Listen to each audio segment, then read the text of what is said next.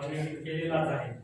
तर आदरणीय मुख्याध्यापक रावसाहेब यांच्या परवानगीने हा मार्गदर्शक वर्ग त्यांनी सुरू करावा अशी मी त्यांना विनंती करतो।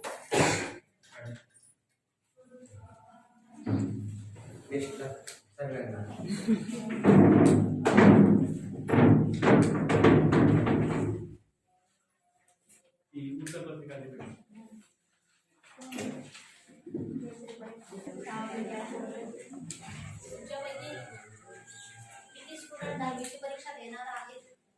10वी विद्यार्थी उभे राहा। परीक्षा कधीपासून आहे? 9वी वाले 9वी तुम्ही 9वीला तुमचं जवळपास 50% आज खायला बरोबर आहे ना?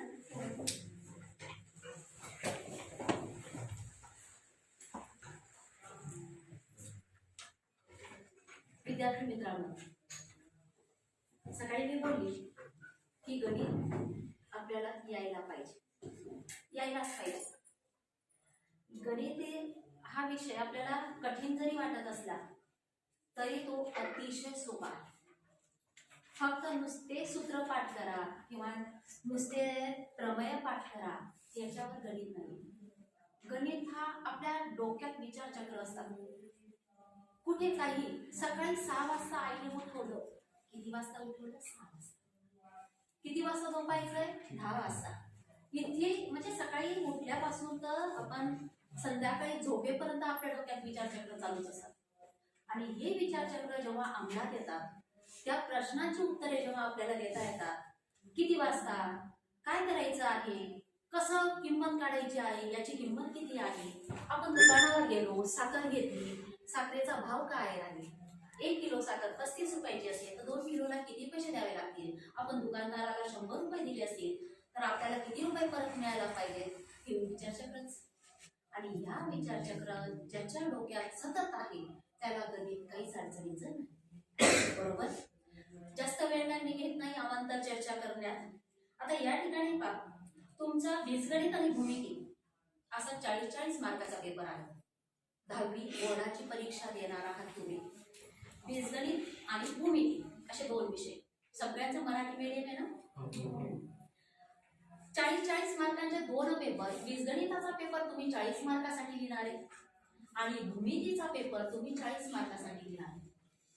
दोघांचं प्रश्नपत्रिकेचं स्वरूप जर बघितलं तर सारखंच आहे, बदल अजिबात नाही। बीजगणितामध्ये 5 प्रश्न आहेत तर भूमितीमध्ये सुद्धा 5 प्रश्न द्यायचे तुम्हाला। ह्या प्रश्नपत्रिकेचं स्वरूप आपल्याला जाणून घ्यायचंय। प्रश्नपत्रिकेचं स्वरूप केव्हा जाणून घेणार आपण? जेव्हा आपल्या डोळ्यासमोर अभ्यासक्रम राहील। समजा हे गणिताचं भाग 1 म्हणजे तुम्ही याला बीजगणित म्हणतात, बरोबर आहे? आणि दुसरं जे आहे भूमिती, तो भाग 2 माझ्याकडून कधी राहिला, भूमिती। अशा 2 पेपरांचा तुम्हाला अभ्यास करायचा आहे। आता या अभ्यासक्रमामध्ये तुम्ही आतापर्यंत अभ्यास केलाय ना बाळांनो? फक्त मला एका प्रश्नाचं उत्तर द्या। तुम्हाला ह्या वर्षी कोणत्या तुमच्या पुस्तकातलं कोणतं प्रकरण वगळण्यात आलेलं आहे की तुम्हाला त्याच्यावर अभ्यास नाही करायचा आणि पेपरला प्रश्न राहणार नाही? सांगता येईल बाळांनो? हे पुस्तक तर अर्थनियोजन आणि 6वा प्रकार, अर्थनियोजन आणि सांख्यिकी, बरोबर आहे? म्हणजे 6वा प्रकार, प्रकरण क्रमांक 4 आणि प्रकरण क्रमांक 6, म्हणजे 6 प्रकरण आहे तुमची। बीजगणितामध्ये किती प्रकरण आहेत? फक्त 6। आणि 6 प्रकरणांपैकी किती प्रकरण वगळले गेले? 2 वगळले गेले, राहिले किती? 4। आता 4 राहिलेले आहेत, मग 4 मध्ये पहिल्या प्रकरणाचं नाव काय आहे बेटा? हा बेटा, 2 चलातील रेषीय समीकरण। शाबास, 2 चलातील रेषीय समीकरण। दुसऱ्या प्रकरणाचं नाव काय? वर्ग समीकरण। तिसऱ्या प्रकरणाचं नाव अंकगणिती श्रेणी। पुढे आणि 5व्या प्रकरणाचं नाव बेटा संभाव्यता। शाबास, असं मोकळ सभा एकदम मस्त फाईट बोलायचं, काहीच नाही. मी तुमच्यापेक्षा वेगळी काहीच नाही. नाही तर मग काय करायचं, असं ठरवा तुम्ही मनातल्या मनात की समोर दिसणारी व्यक्ती ही आपली आई आहे, आपली बहीण आहे, आपली काय म्हणतात आपलीच शिक्षिका आहे. आपलं जेव्हा समजलं जातं ना तेव्हा आपण बी फ्रँक राहतो, एकदम मन मोकळं राहतो. चुकांवरती ती शिक्षा अजिबात लिहिलेली नाही.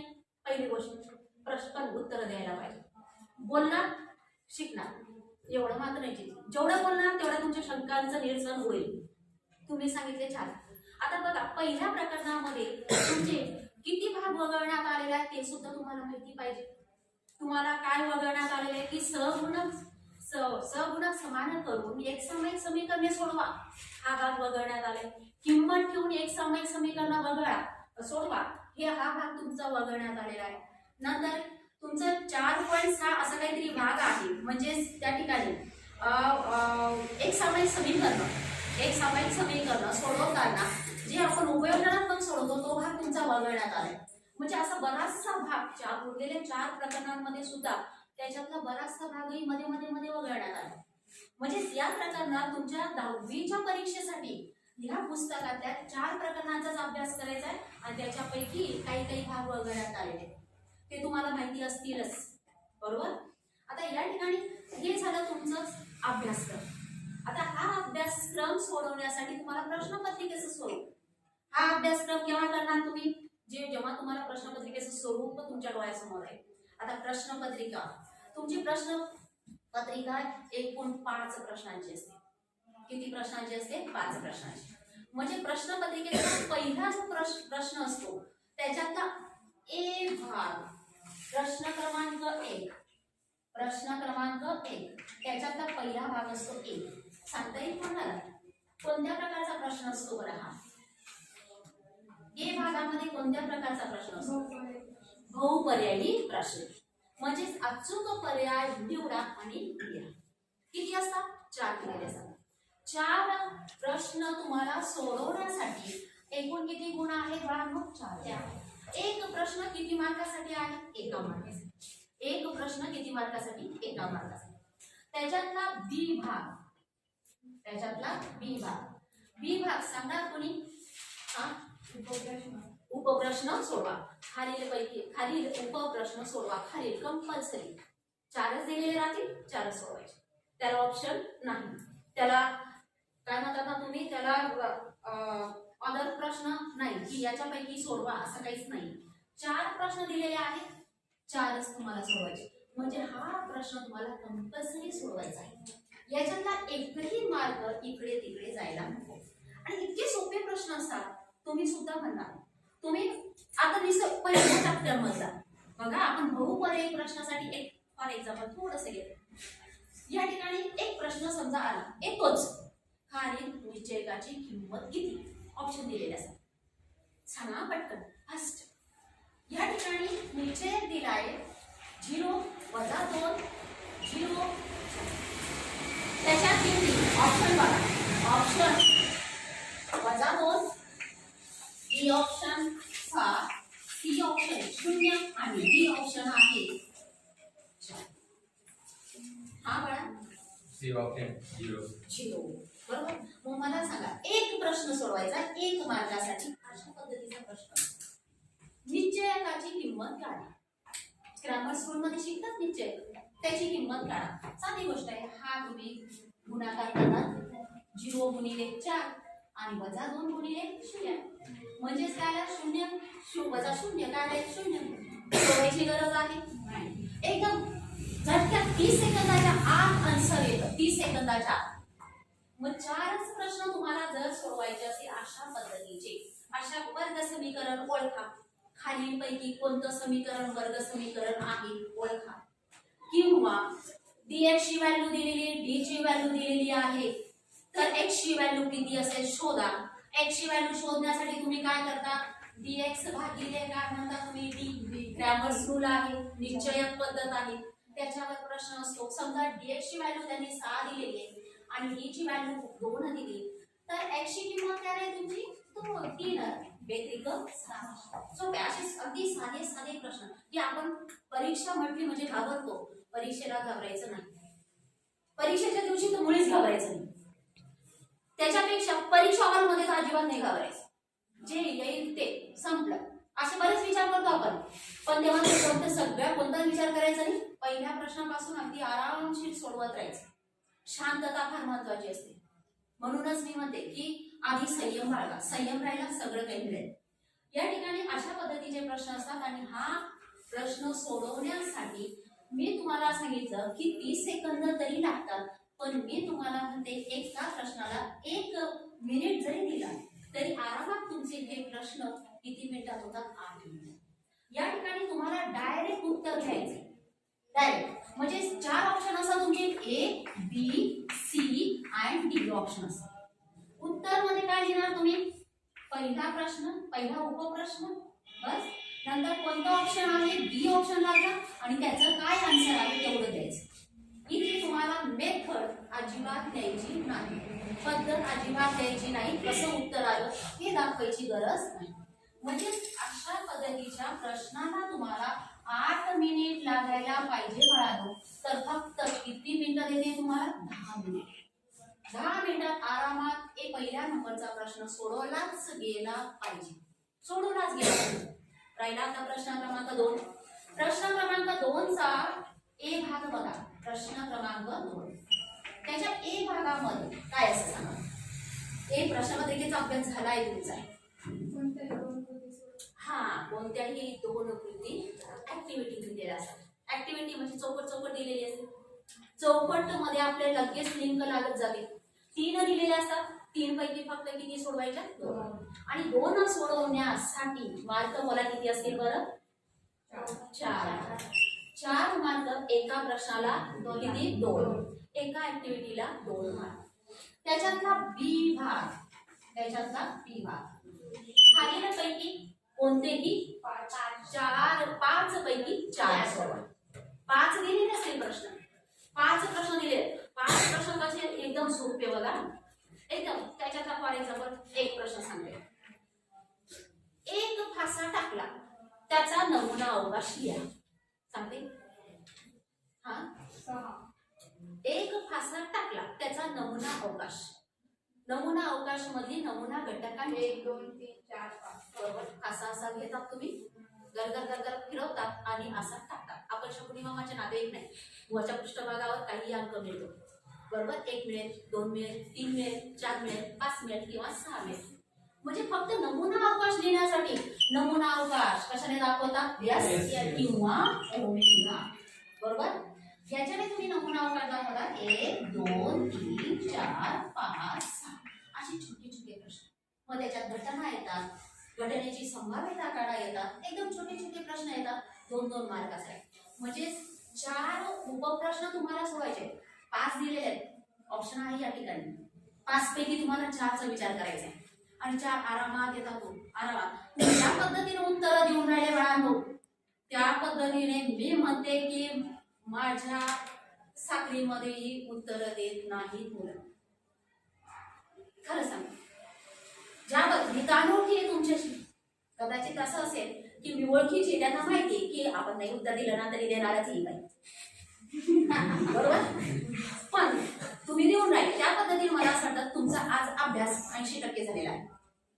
80% अभ्यास अगदी परिपूर्ण आहे.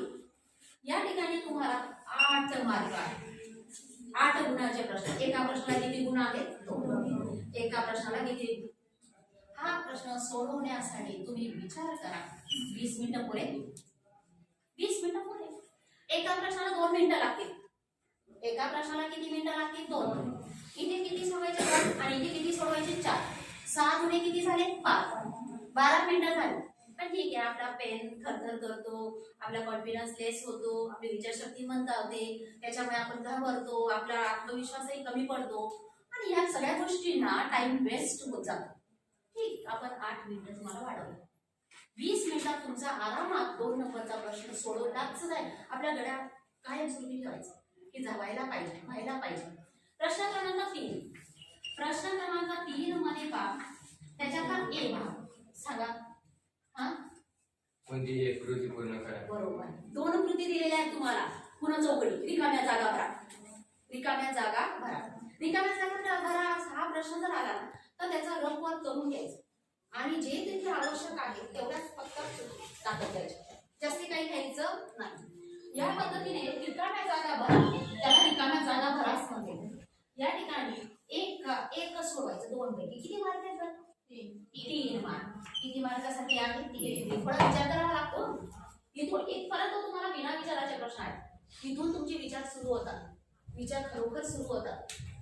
बी भाग जो आहे, बी भागामध्ये किती सोडवायचे तुम्हाला? 3 पैकी 2. बी भागामध्ये 3 उपप्रश्न राहतील आणि त्याच्यापैकी किती सोडवायचे? 2च उपप्रश्न सोडवायचे. आणि याला मार्क आहेत 6 मार्क आणि 6 मार्कांसाठी म्हणजे हे 3 आणि हे 6 म्हणजे 9 मार्कांसाठी तुम्ही वेळ किती देणार सांगा. एका प्रश्नाला तुम्ही मॅक्सिमम 4 मिनिटं जरी लावले तरी खूप सारा वेळ होतो, खूप सारा.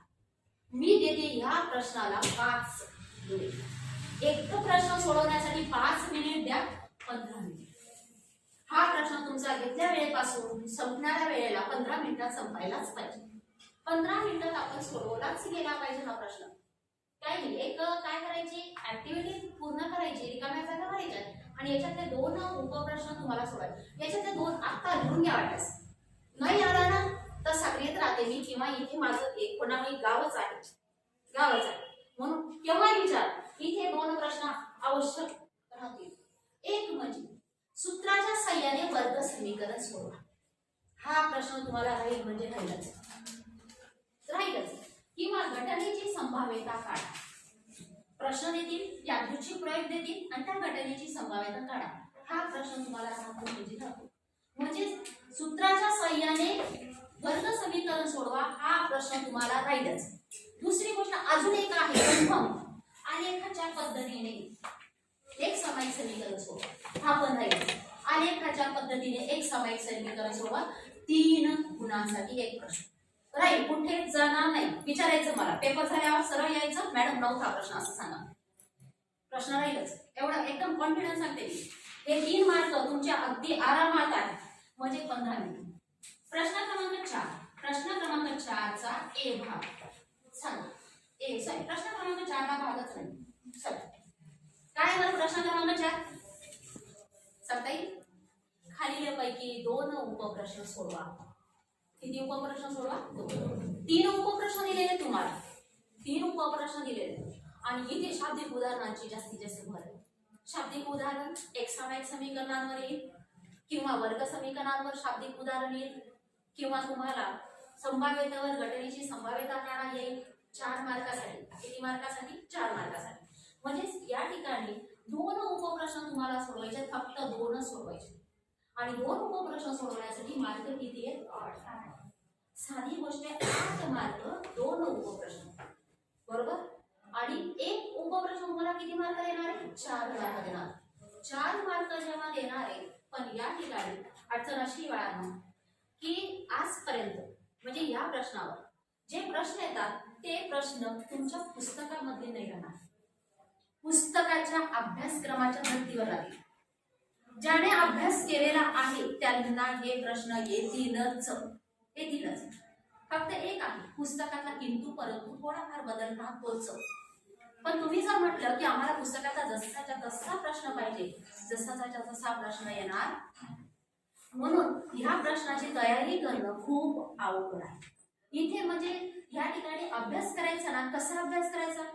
आपण समजा फॉर एक्झाम्पल ऑलिम्पिक मध्ये कोणी जातं वजन उचलायला, आठवतं 15 किलो वजन उचलण्याच्या ऑलिम्पिक स्पर्धेत त्यांनी भाग घेतलेला आहे, पण तो 30 किलो वजन उचलण्याची प्रॅक्टिस करतो.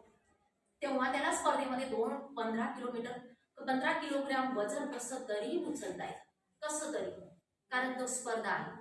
असं तो 30 किलोग्रॅम वजन उचलून गेले, पण तिथे 50 किलोग्रॅम उचलू शकतो, त्याला कारण असतात.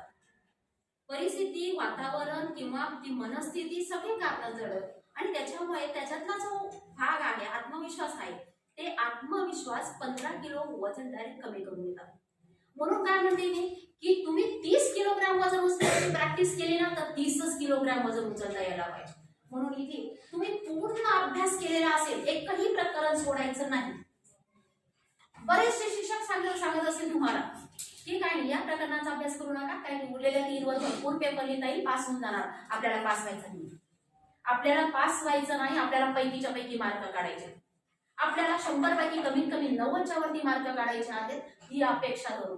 आपण शाळेत होतो, आपल्या आई वडिलांनी शाळेत पाठवलेलं आहे 8-9 तास, जे असेल ते कशासाठी पाठवले की आपल्याला गणितामध्ये 40 मार्क मिळवण्यासाठी, फक्त पास होण्यासाठी नाही.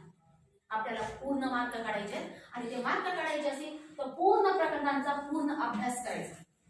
कारण तुम्ही या वर्षी जरी एखादं प्रकरण सोडलं, समजा उदाहरणार्थ संभाव्यता तुम्ही सोडून दिलं, प्रॉबॅबिलिटी आहे ते सोडून दिलं, 11वीला प्रॉबॅबिलिटी आहे, संभाव्यता काय करणार तिथे, तुमचं बेसिकच गेलं असेल तर 11वीला काय राहील, 12वीला काय राहील. तुम्ही सांख्यिकी सोडून दिलं, आता हे 2 सांख्यिकी नाहीच आहे म्हणून ठीक आहे, तर पण पुढच्या वर्गामध्ये ते प्रकरण असतात म्हणून त्यांचा अभ्यास करणं गरजेचं आहे. म्हणून आपल्या पुस्तकातला एकही भाग मी सोडणार नाही. जर तुम्ही केला असेल तर हे 8 मार्काचे प्रश्न तुम्हाला सोडवताच येतील आणि एका प्रश्नाला तुम्ही मॅक्झिमम 8-9 मिनिट दिले, 10 मिनिट दिले तर 20 मिनिटात हा प्रश्न सोडवला जायला पाहिजे. 20 मिनिटात हा प्रश्न सोडवलाच जायला पाहिजे. प्रश्न क्रमांक 5, एकदम सोपा प्रश्न, एकदम सोपा प्रश्न. काय हा, कोणती एक कृती सोडवा, बरोबर, कोणताही एक प्रश्न सोडवा. याच्यामध्ये एक काय सांगते, रचना करा. म्हणजे एक त्यांनी वय काय म्हणतात, वजन किंवा अंतर वगैरे टाईम याच्यावर त्यांनी एक उदाहरण दिलेलं असतं आणि ते उदाहरण आपल्याला शाब्दिकरित्या मांडायचं असतं, शाब्दिकरित्या मांडायचं आणि ते आपल्याला सोडवायचं असतं. एक उदाहरण, एक संभाव्यतावर एक असतं प्रश्न, तो फक्त किती मार्कासाठी, 3. 2 प्रश्नांसाठी, 2 प्रश्नांपैकी तुम्हाला एकच करायचा, एकच. इथे पण तेच की तुम्हाला थोड्याचा अभ्यास केला असेल, असा अभ्यास करायचा की नुसतं पाणी वरवर जर नको डवळलं जायला, आपल्याला गाळसहित वरती पाणी आणायचं आहे आणि गाळसहित ते डवळायचं आहे. आणि तेव्हा जसा अभ्यास तुम्ही करणार, तुम्हाला हा एक प्रश्न सोडवताच येईल आणि याला मार्क किती आहे, 3 मार्क. आणि 3 मार्कांसाठी मी तुम्हाला 3 मार्काचा प्रश्न सोडवण्यासाठी तुम्हाला वेळ दिलेला आहे. करा तुम्ही, तुमचे 120 मिनिटाचा पेपर आहे तुमचा, 40 मार्काचा पेपर लिहायचा आहे, 120 मिनिटाचा पेपर आहे. 120 मिनिटापैकी टाइम किती झाला सांगा मला, किती मिनिटं टाइम झाला, 75 मिनिट, बरोबर आहे. 75 मिनिट तुमचे गेले बाळांनो, 75 मिनिट गेले. किती उरले, 45 मिनिट उरले. 45 नका पकडू, आपण 40च पकडूया. 40 मिनिटं तुमच्याकडे शिल्लक आहे. मग ह्या 40 मिनिटाचं करायचं काय, मग 40 मिनिटाचं करायचं काय, पेपर तुम्ही लिहिणार, ही उत्तरपत्रिका असेल तुमची. ह्याच्यावर काय काय करायचं हे तुम्हाला तुमच्या शिक्षकांनी सांगितलं असेल, बरोबर. हे तुमचं पहिलं पान. तुम्ही पेपर लिहिताना पहिला प्रश्न स्टार्ट केला, पहिला प्रश्न सुरू केला, प्रश्न क्रमांक 1 इथे द्यायचा, दिलेले त्यांनी प्रश्न क्रमांक, आपल्याला लिहायची गरज नाही. आपण इतके आवडत असतो की आपण कानावरती लिहित बसतो प्रश्न क्रमांक 1. का बरं, 4 सेकंदांचा लॉस करायचा, काय अडून बसले का, आपण पैसे भरलेले, उत्तरपत्रिका मिळाली, त्याच्यावर लिहिलेलं आहे प्रश्न क्रमांक 1, इथे काही नका लिहू. हे आपल्या परीक्षकांचं काम आहे, हे बोर्डाचं काम आहे, इथे काही लिहायचं नसतं. इथे प्रश्न क्रमांक 1 टाका, बरोबर. आणि या ठिकाणी इथे फक्त या समासाच्या अलीकडे, समासाच्या अलीकडे जवळपास 1 सेंटीमीटर एक लाईन मारा, एक रेषा मारायची, पेन्सिलीनेच. लाईन आउट जर सगळं करायचं असेल ना तर पेन्सिलीनेच करायचं, पेनने काहीच करायचं नाही. आणि वाटत असेल तर तुम्ही इथे एक थोडी जागा दिसते बा, दिसते ना, शेवटून, नाही तर तुम्हाला इकडून अंतर सोडायला लावला ना तर तुम्ही एवढं सोडतात आणि एवढ्या जागात लिहिणार का, नाही, एवढंच फक्त 1 सेंटीमीटरच्या जवळपास एक लाईन मारायची. एवढ्या भागामध्ये तुम्हाला पेपर लिहायचा. प्रश्न क्रमांक 1 तुम्ही चालू केला, त्याच्यातला एक भाग तर तुमच्या 4 ओळी संपणार, बरोबर. किती ओळी संपणार आहे, फक्त 4 किंवा मॅक्झिमम 5. प्रश्न क्रमांक 1 तुम्ही सोडवला, 1चं पहिलं ऑप्शन लिहिलं, 2चं लिहिलं, 3चं ऑप्शन लिहिलं, 4चं ऑप्शन लिहिलं. ए भागामध्ये ए भाग इथे टाकायचं, ए भाग इथे टाका आणि इकडे तुमचा प्रश्न क्रमांक 1 यायला एकच लाईन मारायला लावलेली आणि इकडून एक लाईन ती पण मारायची असेल तर मारा, नाही तर काही गरज नाही. पण ती लाईन मी का सांगते बऱ्यापैकी, कारण गठ्ठे जेव्हा बांधतात तेव्हा पेपर इकडून हा फाटत जातो, म्हणून आपल्या लिहिलेलं कदाचित तिथे फाटायला नको, म्हणून मी लाईन सतत माझ्या वेळेपासून मी मार जेवढी होती ना तेव्हापासून मी मार. या ठिकाणी इथे टाकल्या प्रश्न क्रमांक 1 चा ए पार्ट तुमचा जवळपास 5-6 ओळीत संपला. बरोबर. बी पार्ट सुरू झाला. बी पार्टचे समजा या ठिकाणी 4 प्रश्न तुम्ही लिहून होतायत पण नाही होऊ द्यायचे. त्यांना कमीत कमी 3-4 ओळी प्रश्न क्रमांक 1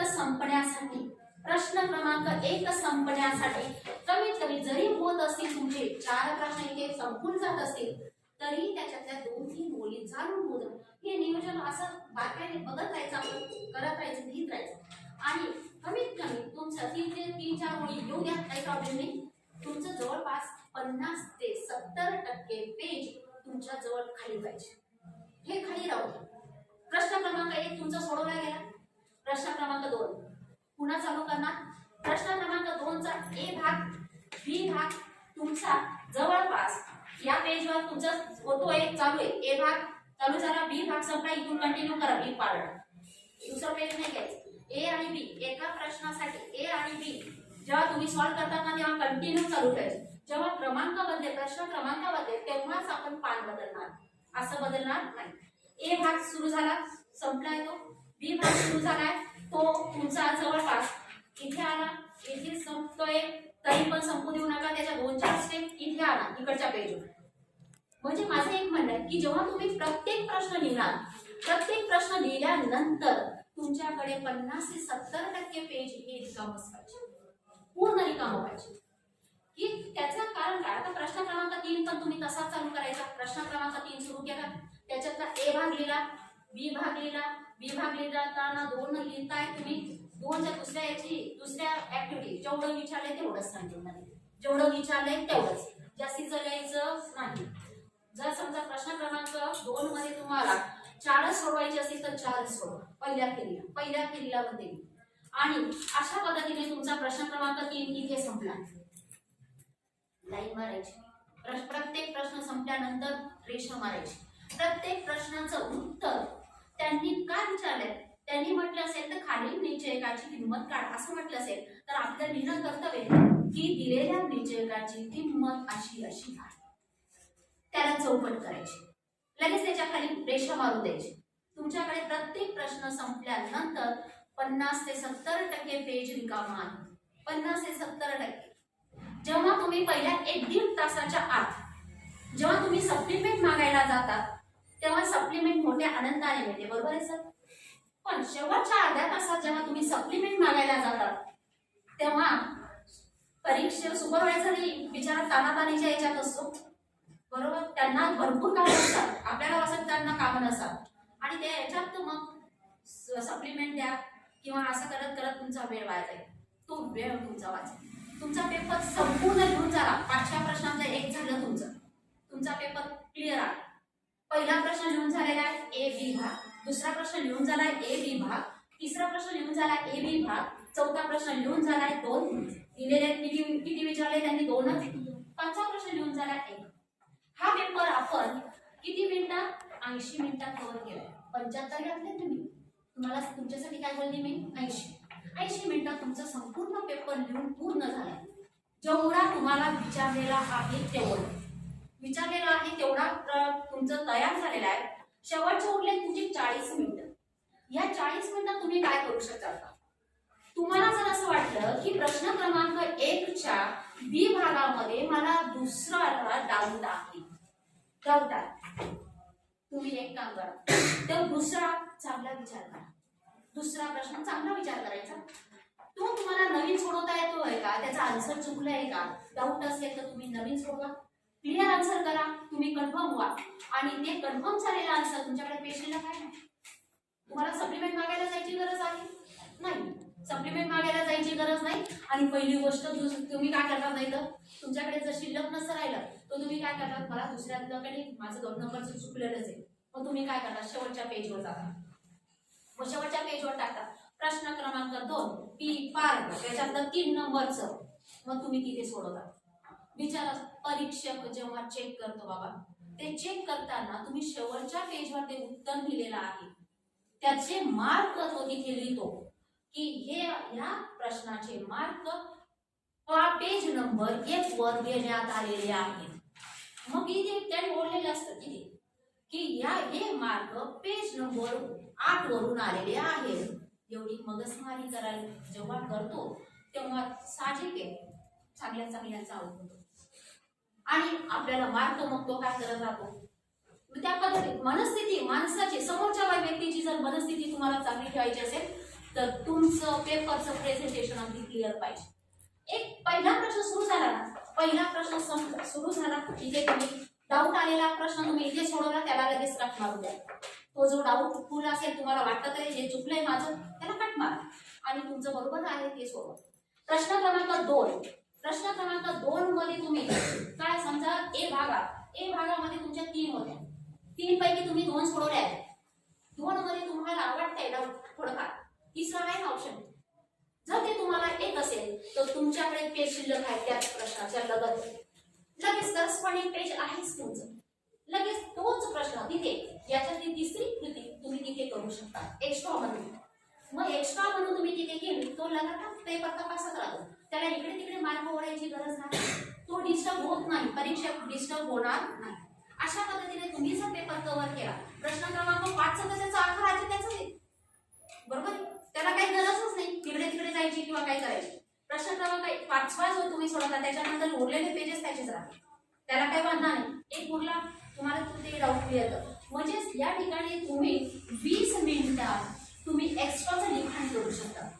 तुम्हाला जे जे एक्स्ट्रा येतंय, आणि मला माहिती एक्स्ट्रा येतं मुलांना, जास्तीचं सोडवता येतं मुलांना, फक्त कंटाळा करू नका. 2 तासात आपल्याला लिहायचं असेल पेपर, आपल्याला जेवढं येत असेल तेवढं लिहायचं. फक्त एक काय सगळीजण पहिल्या जेव्हा तुम्ही पहिल्यांदा पेपर लिहिला जेवढं विचारलंय तेवढं द्यायचं, जास्तीचं द्यायचं नाही, बरोबर, जेवढं विचारलंय तेवढं द्यायचं. मग या 40 मिनिटांमध्ये तुम्हाला वाटलं तर तुम्ही लिहू शकता. 20 मिनिटात मग लिहायचं.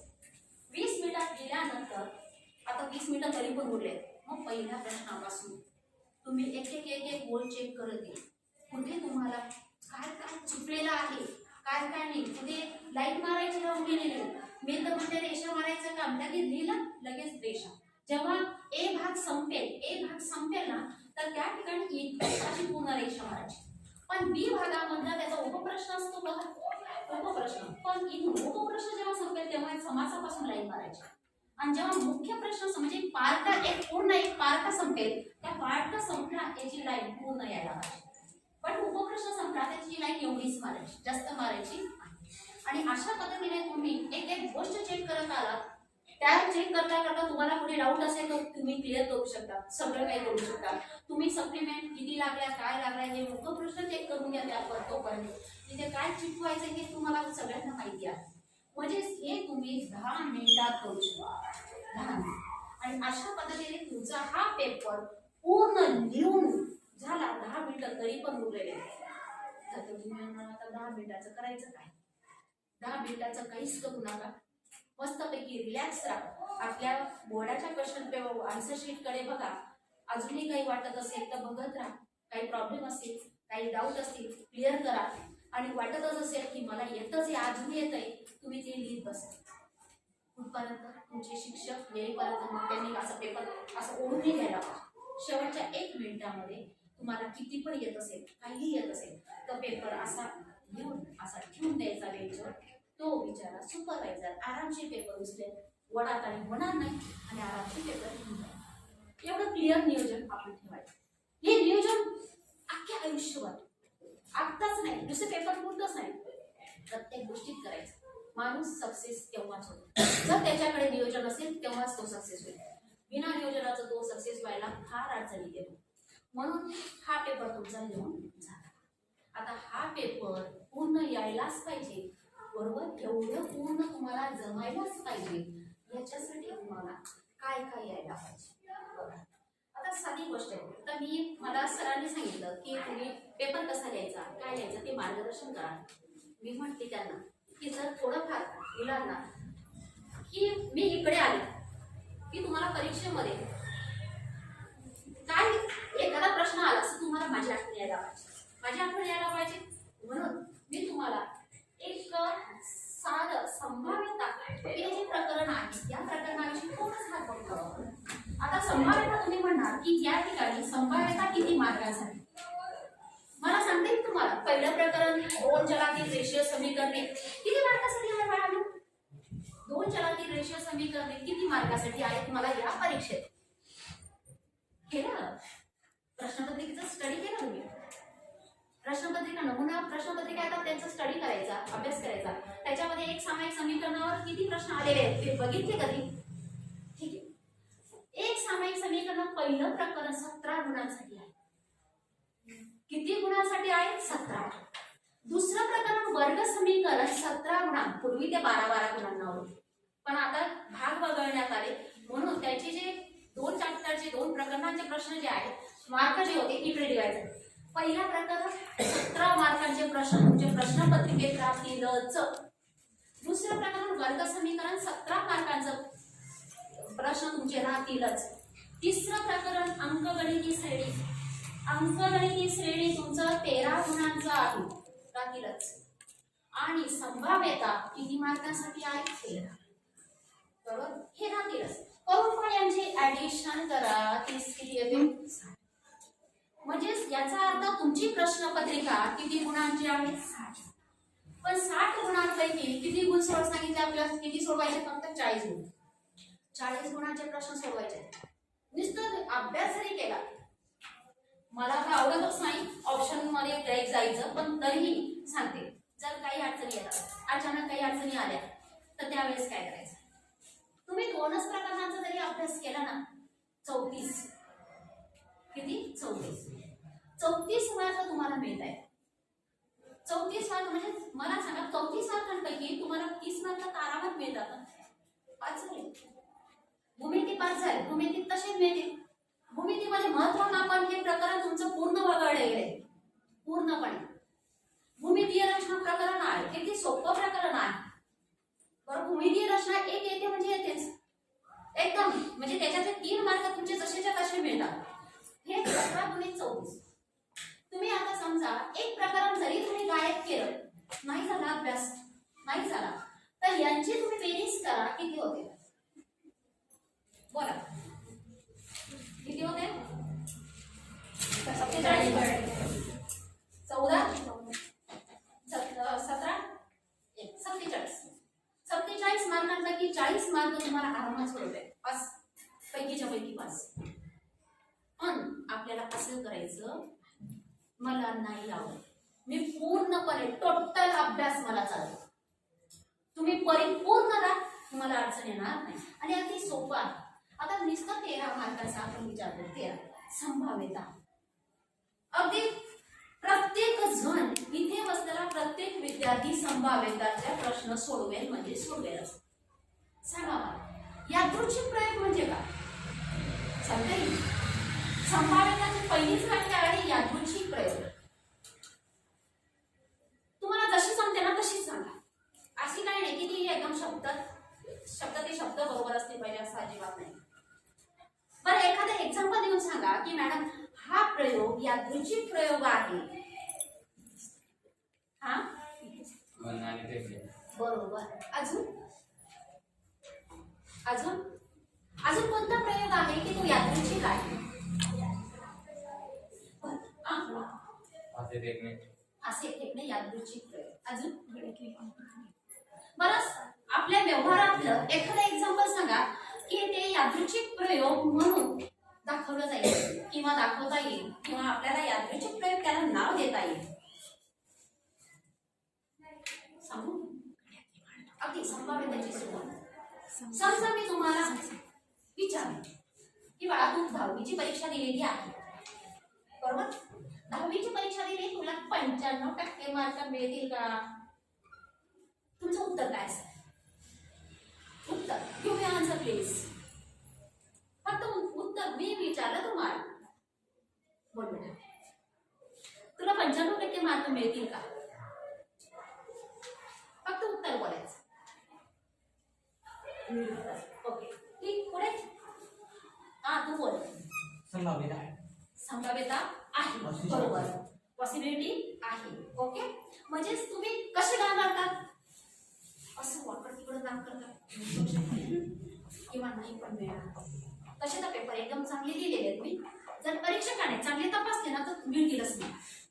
पण थोडस त्याने जर समजा घरातलं टेन्शन बायकोचं टेन्शन मग माझी थोडीफार वाट लागू शकते बरं. त्याच्यामुळे काही मिळणार आपले आन्सर असते. म्हणजेच काय झालं खूप याच रुची तुम्ही पास होणार मग फेल होणार. पास नापास बरोबर. या प्रयोगात तुम्हाला 95% मिळतील किंवा नाही मिळणार हे तुम्हाला फलित माहिती. मिळेल पण नाही पण मिळेल हे फलित आहे. हे फलित तुम्हाला माहिती पण निश्चित गॅरंटी सांगू शकतात हो मला मिळतीलच. काय काम केलंय मी मला मिळतीलच नाही आपण असं सांगू शकत नाही. बरं एखाद्या झाडाखाली एक प्रेग्नंट वुमेन उभी आहे. प्रेग्नन्सी उभी आहे. तिला जाऊ विचारा काय तुला होणार बाळ मुलगा असेल का मुलगी काय उत्तर देईल.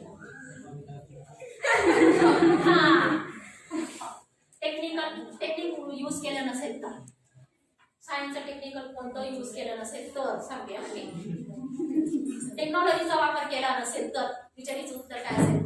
मुलगा झाला तरी चालेल मुलगी झाली तरी चालेल. बरोबर. तिला मुलगा होईल किंवा मुलगी होईल किंवा दोन्ही मुलं राहतील किंवा एक मुलगी आणि एक मुलगा पण. म्हणजे या पद्धतीचे तिचे उत्तर कसे असेल तिला माहिती तिला की मला एक मुलगा किंवा मुलगी एकच राहिलं डबल राहिलं तर तुम्हाला माहिती बरोबर.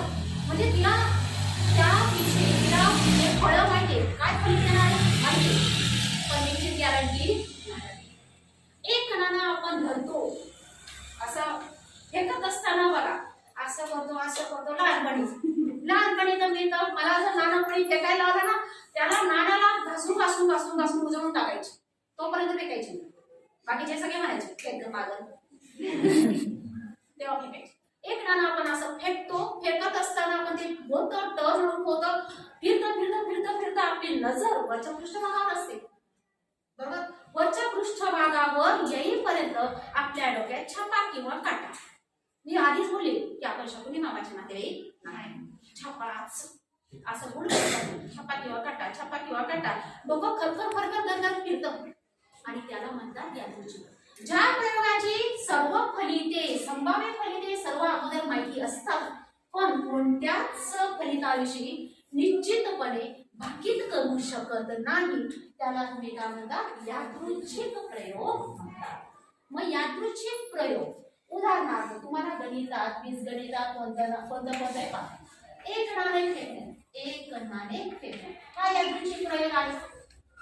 एक नाणे फेकणे सांगा छापा किंवा काटा. बरोबर. छापा मिळेल किंवा काटा मिळेल. तुम्हाला परीक्षेत छापा किंवा काटा याला हे काय म्हणतात फलित. पुढे दोन नाणी फेकते आपण. दोन नाणी एकाच वेळी फेकणार आपण. किती नाणी फेकणार आपण दोन नाणी. दोन नाणी जेव्हा एकाच वेळी फेकणार किंवा एक नाणं दोनदा टॉस करणार. दोन छापे दोन काटे एक छापा एक काटा किंवा एक काटा एक छापा. बरोबर. दोन नाणी जेव्हा तुम्ही असे दोन धरले एकाच वेळी फेका किंवा एक नाणं दोनदा उडवा. दोघांची फलित सेम येतं बदल नाही. यादृच्छिक प्रयोग सारखाच आहे फक्त भाषा बदल आहे. म्हणजे दोन नाणी एकाच वेळी फेकणार किंवा एक नाणं दोनदा फेकलं तर त्याच्यामध्ये काय मिळू शकतो. एक तर दोघांवर छापा मिळेल किंवा एकावर छापा तर दुसरा आकार मिळणार. म्हणजेच काय मिळणार तुम्ही काय लिहिला एकावर पहिल्यावर काटा मिळाला दुसऱ्या काय मिळणार तुम्हाला छापा किंवा दोघांवर काय मिळणार तुम्हाला काटा. बरोबर. चार तीन नाणी फेकली एकाच वेळी तीन नाणी फेकणार आपण. एकाच वेळी किती नाणी फेकायची तीन नाणी जेव्हा तुम्ही फेकणार किंवा एक नाणं तीनदा उडवणार. एक नाणं किती वेळा उडवायचे 3 वेळा. म्हणजे त्याचा मध्ये त्याचे फलित पाठवू किती वेळा गरगर फिरेल. एक तर तिघांवर याचे मिळेल छापा किंवा पहिल्यावर याच दुसऱ्यावर याच तिसऱ्यावर काटा मिळेल किंवा छापा याच याच माहिती ना. पहिल्यावर छापा दुसऱ्यावर काटा तिसऱ्यावर काय मिळेल छापा किंवा पहिल्यावर काटा दुसऱ्यावर छापा तिसऱ्यावर छापा मिळू शकतो किंवा TTH, THT, HTT आणि TTT. किती फलित आहेत? 8. तुमचं डोकं किती राज्याचं खात आहे? 8. आणि मिळतं काय? एकच. याच्यापैकी एकच मिळणार. म्हणजे यांना तुम्ही काय म्हणणार? यादृच्छिक प्रयोग. मग त्याच्यात नाना आहे, फासा आहे, पत्त्याची कॅट आहे, भरपूर आहे. पण मग इथे या ठिकाणी यांना फलित म्हटले ना आपण, तर या फलितांना, यादृच्छिक प्रयोगाच्या सर्व फलितांना निष्पत्ती असे म्हणतात. तुम्हाला प्रश्न येईल, निष्पत्तीचा संच लिहा. निष्पत्ती कुणाला म्हणतात? सर्व फलित.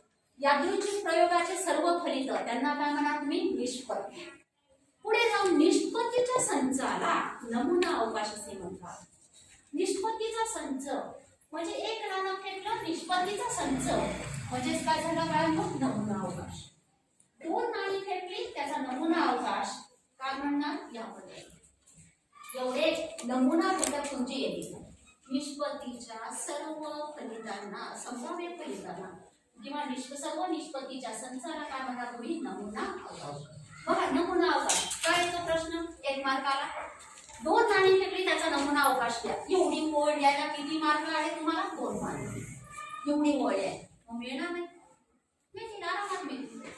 नंतर 3 नाणी फेकली, त्याचा नमुना अवकाश द्या. हा नमुना अवकाश म्हणजेच निष्पत्ती, सर्व फलितांचा संच म्हणजेच काय म्हणा तुम्ही? निष्पत्ती. याला काय म्हणा तुम्ही? निष्पत्ती. एक फासा टाकला. एक फासा माहिती तुम्हाला? क्यू बसतो, क्यू खेळतात ना, सापशिडी खेळतात. एक फासा टाकला, सांगा बरं नमुना अवकाश मध्ये कोणते घटक राहतील? 1 2 3 4 5 6. बरोबर. यस मध्ये घटक काय राहतील? 1. नमुना अवकाश लिहिण्यासाठी कोणता ब्रॅकेट वापरतात? महिरपी कंस. काय म्हणणार तुम्ही? महिरपी कंस. म्हणजेच 1 2 3 4 5 आणि 6. बरोबर. 2 फासे टाकले. आता या ठिकाणी आधी एक काम करा. तुम्हाला आहे कुठपर्यंत आले? 3 नाण्यांपर्यंत जा. 3 नाणी फेकली, 2 नाणी फेकली. सहजपणे तुम्ही हे पाठ करू शकता. हे पाठ करू शकता. तरी पण लिहिताना तुम्ही काय करणार? HHT लिहू का TTH लिहू का THT लिहू का TTT लिहू? राईट. मग त्याच्यामध्ये घटक किती आहेत हे लक्षात ठेवा.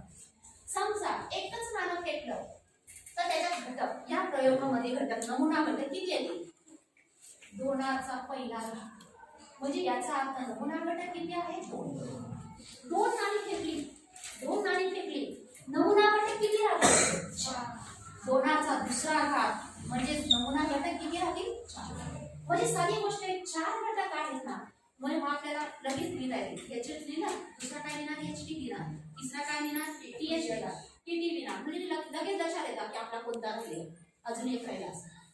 समजा 3 नाणी फेकली तर नमुना घटक किती राहतील? 2चा तिसरा घात. 8. 2 4 4 2 8. म्हणजे 8 घटक आहेत. 8 घटक आहे. तुम्हाला 7 येऊन राहिले पण 8वा जमत नाही. तुम्ही शोधणारच नाही. शोधणार. मार्क 2 मार्क आहे. आरामात शोधता यायला पाहिजे, मिळायलाच पाहिजे. म्हणजे हे आहे. समजा 4 नाणी फेकली. किती नाणी फेकली? 4. 4 नाणी एकाच वेळी फेका किंवा एक नाणं 4दा फेका. त्याचा नमुना घटक म्हणजे किती आहे? 2चा चौथा घात म्हणजे 16 घटक आहे. त्याच्यात किती घटक आहेत? 16. तुम्हाला बाळांना एवढं नाही. तुम्हाला कुठपर्यंत आहे? फक्त 3 पर्यंत. 11वी 12वीला मात्र नमुना घटकांची संख्या लिहावी लागते. ते तुम्हाला माहिती पाहिजे म्हणून सांगतो. समजा 5 नाणी फेकले तर नमुना घटकांची संख्या म्हणजे 2चा 5वा घात म्हणजे 32 नमुना घटक. 32 नमुना घटक म्हणजे नमुना घटक तुम्हाला शोधावे लागतात. मग त्या ठिकाणी तुमचे नमुना घटकांची संख्या तुम्हाला माहिती पाहिजे म्हणून हे लक्षात ठेवा. नाणं फेकताना 2चा घातांक, 2चा घातांक म्हणजे 2चा केवढा घातांक लिहिला? n म्हणजेच काय म्हणाल तुम्ही? नैसर्गिक संख्या. मला थोडंसं ते मराठी शब्द आठवत नाही म्हणून लक्षात येत आहे. 2चा n वा घातांक, n म्हणजेच काय म्हणाल तुम्ही? नैसर्गिक संख्या. म्हणजे 1 2 3 4 5 किती पण नाणी फेका, नमुना घटकांची संख्या तुम्हाला शोधता येईल. तुम्हाला समजा एखादा प्रश्न MCQ मध्ये किंवा बहुपर्यायी प्रश्नामध्ये येऊनच गेला माझ्यासारखा राहिला ना, टाकेलच. पण नाही टाकत ते लोक टाकत नाही. मला फार वाईट वाटतं. कारण पैकीच्या पैकी मार्क ना बऱ्याच मुलांना मिळून जातात.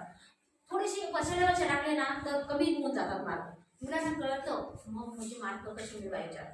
पण आता हल्ली क्वेश्चन पेपरही अतिशय सोपे काढतात. नको काढतात त्यांनी. या 2चा 5 समजा 5 नाणी फेकली. 5 नाणी फेकली. या प्रयोगामध्ये नमुना घटकांची संख्या खालीलप्रमाणे 33, 32, 34, 35 सांगा. 32. बरोबर. म्हणजे असे प्रश्न तुम्हाला यायला पाहिजे म्हणून मी सांगितलं की 2चा n घात म्हणजेच काय नमुना घटकांची संख्या. एक फासा तुम्ही टाकला. एक फासा टाकला त्या ठिकाणी किती नमुना घटक आहेत? 6 दिले. एक फासा टाकला नमुना घटक किती आहेत? 6. 2 फासे टाकले मला सांगा नमुना घटक हा बेटा 36. आता 2 फाशांचा नमुना अवकाश येतो म्हणजे येतो. आवडता प्रश्न आहे. या वर्षी तर येईलच असं वाटतं नाही. 2 वर्षापासून पेपर काय झालेला नाही. ते पुढे हाऊस पेटते प्रश्नपत्रिका काढताना पूर्ण हाऊस पेटते. नमुना घटकांची संख्या. आता या ठिकाणी 2 फासे टाकणार. 2 फासे टाकणार. 2 फासे एकाच वेळी फेका किंवा एक फासा 2 वेळा टाका. वरच्या पृष्ठभागावर मिळणारे अंक कसे असतील? 1 1 1 2 1 3 1 4 1 5 1 6. लगेच काय आहे? 2 1 2 2 2 3 2 4 2 5 2 6. अशा पहिल्या फाशाचे किती अंक जोडले जातील? तुमचे 6. म्हणजेच एकूण किती नमुना घटक असतील? 36. 1 1 1 2 नमुना घटक असेच लिहायचे. नमुना घटक असेच लिहायचे. 2 फाशाचा नमुना अवकाश मध्ये या ठिकाणी 1 5 आणि 1 6 आणि पुढच्या शेवटच्या लाईनीत काय होणार? तुम्ही 6 6 नमुना घटकांची संख्या किती राहील तुमची? 36. हे झालं फासा. फासा किती फासे फेकल्यानंतर किती नमुना घटक मिळतात? म्हणजे 7चा n12. एक फासा तुम्ही फेकला. एक फासा फेकला. नमुना घटकांची संख्या किती आहे? 6. 1 2 3 4 5 6 किती आहे? 6. म्हणजे एक फासा टाकणार. नमुना घटकांची संख्या 6. 6चा 1 घात म्हणजेच काय म्हणा तुम्ही? 6. 2 फासे टाकले. 6चा दुसरा घात म्हणजे 6 गुणिले 6 काय म्हणा तुम्ही? 36. तुम्हाला इथपर्यंत सांगा. तुम्हाला इथपर्यंत चालेल. तुम्हाला 10वी झाली. 11वी 12वीला गेला. आठवण ठेवा माझी. 3 फासे टाकले. 3 फासे एकाच वेळी धरा. एकाच वेळी फेका. त्याचे नमुना घटकांची संख्या किंवा एक फासा 3दा फेका. किती वेळा फेका? 3दा. त्याच्या नमुना घटकांची संख्या म्हणजे 6चा तिसरा घात. 6 6 36 36 216. म्हणजे नमुना घटकांची संख्या किती आहे? 216. मला सांगा 216 नंबर तुम्ही बर इथे घ्यायला परवडते? आपल्या घरात 16 17 मेंबर राहिले. नाव लिहायला लावले तरी आपण पैदा जातो. जाऊ दे आमच्याकडे तेवढे जाईल सांगतो की नाही. मग एवढे 216 जणांची नावं नंबर टाकायला परवडतील आपल्याला? नाही.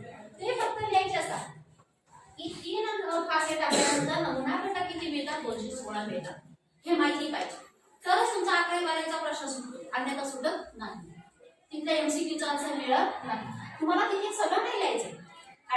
तुम्हाला कसं लिहायला हवं तर मग तुम्ही 1 1 1 1 1 1 2 2 य असं लिहायला परवडेल आपल्याला? नाही परवडत. आपल्याला फक्त नमुना घटकांची संख्या माहिती असेल. 4 फासे टाकले. 6चा चौथा घात. या पद्धतीने तुम्हाला फासे फेकले. त्याचे नमुना घटक याला. तुम्हाला कुठपर्यंत आहे? फक्त एक फासा टाकणार. नमुना घटकांची संख्या 1 2 3 4 5 6 येईल. नमुना अवकाश येईल. 2 फासे टाकले. नमुना घटकांची संख्या झालं. आता या ठिकाणी काय? पत्ते खेळतात ना तुम्ही? बघितले. आपण काही वाईट नाही करत. अभ्यास असला पाहिजे ना. असं काही असं थोडी ते वाईटच आहे असं नाही. त्याचा अभ्यास असला पाहिजे आपल्याला. आपल्याला सगळ्या गोष्टींचा अभ्यास असला तर आपण सगळ्या वाईट गोष्टींना सामोरं जाऊ शकतो. पत्त्यांची कॅट पाहिलेली असेल तुम्ही सगळ्यांनी पाहिली. आता या पत्त्यांच्या काय 52 पत्ते आहेत त्याच्यामध्ये. किती पत्ते आहेत? 52 पत्त्यांच्या कॅट मधून तुम्हाला एक पत्ता तुम्हाला या दृश्य पद्धतीने काढायला लावला तर तुम्ही विचार काय करणार? डोक्यामध्ये कशा 52 शंका असतील. मला बदाम एक्का मिळतो का? मला राजा बदाम मिळतो का? मला राणी बदाम मिळते का? मला किलवर बदाम मिळतो का? किलवर राजा मिळतो का? किलवरची 3 किलवर मिळते का 3 किलवर मिळते का आहेत ना शंका आहे. काढत असताना तुमच्या डोक्यात विविध प्रकारच्या शंका म्हणजे 52 शंका. मग त्या ठिकाणी 52 पत्त्यांच्या कॅटचा पूर्ण अभ्यास करायचा. त्याच्यावर एक प्रश्न परीक्षेला राहतोच.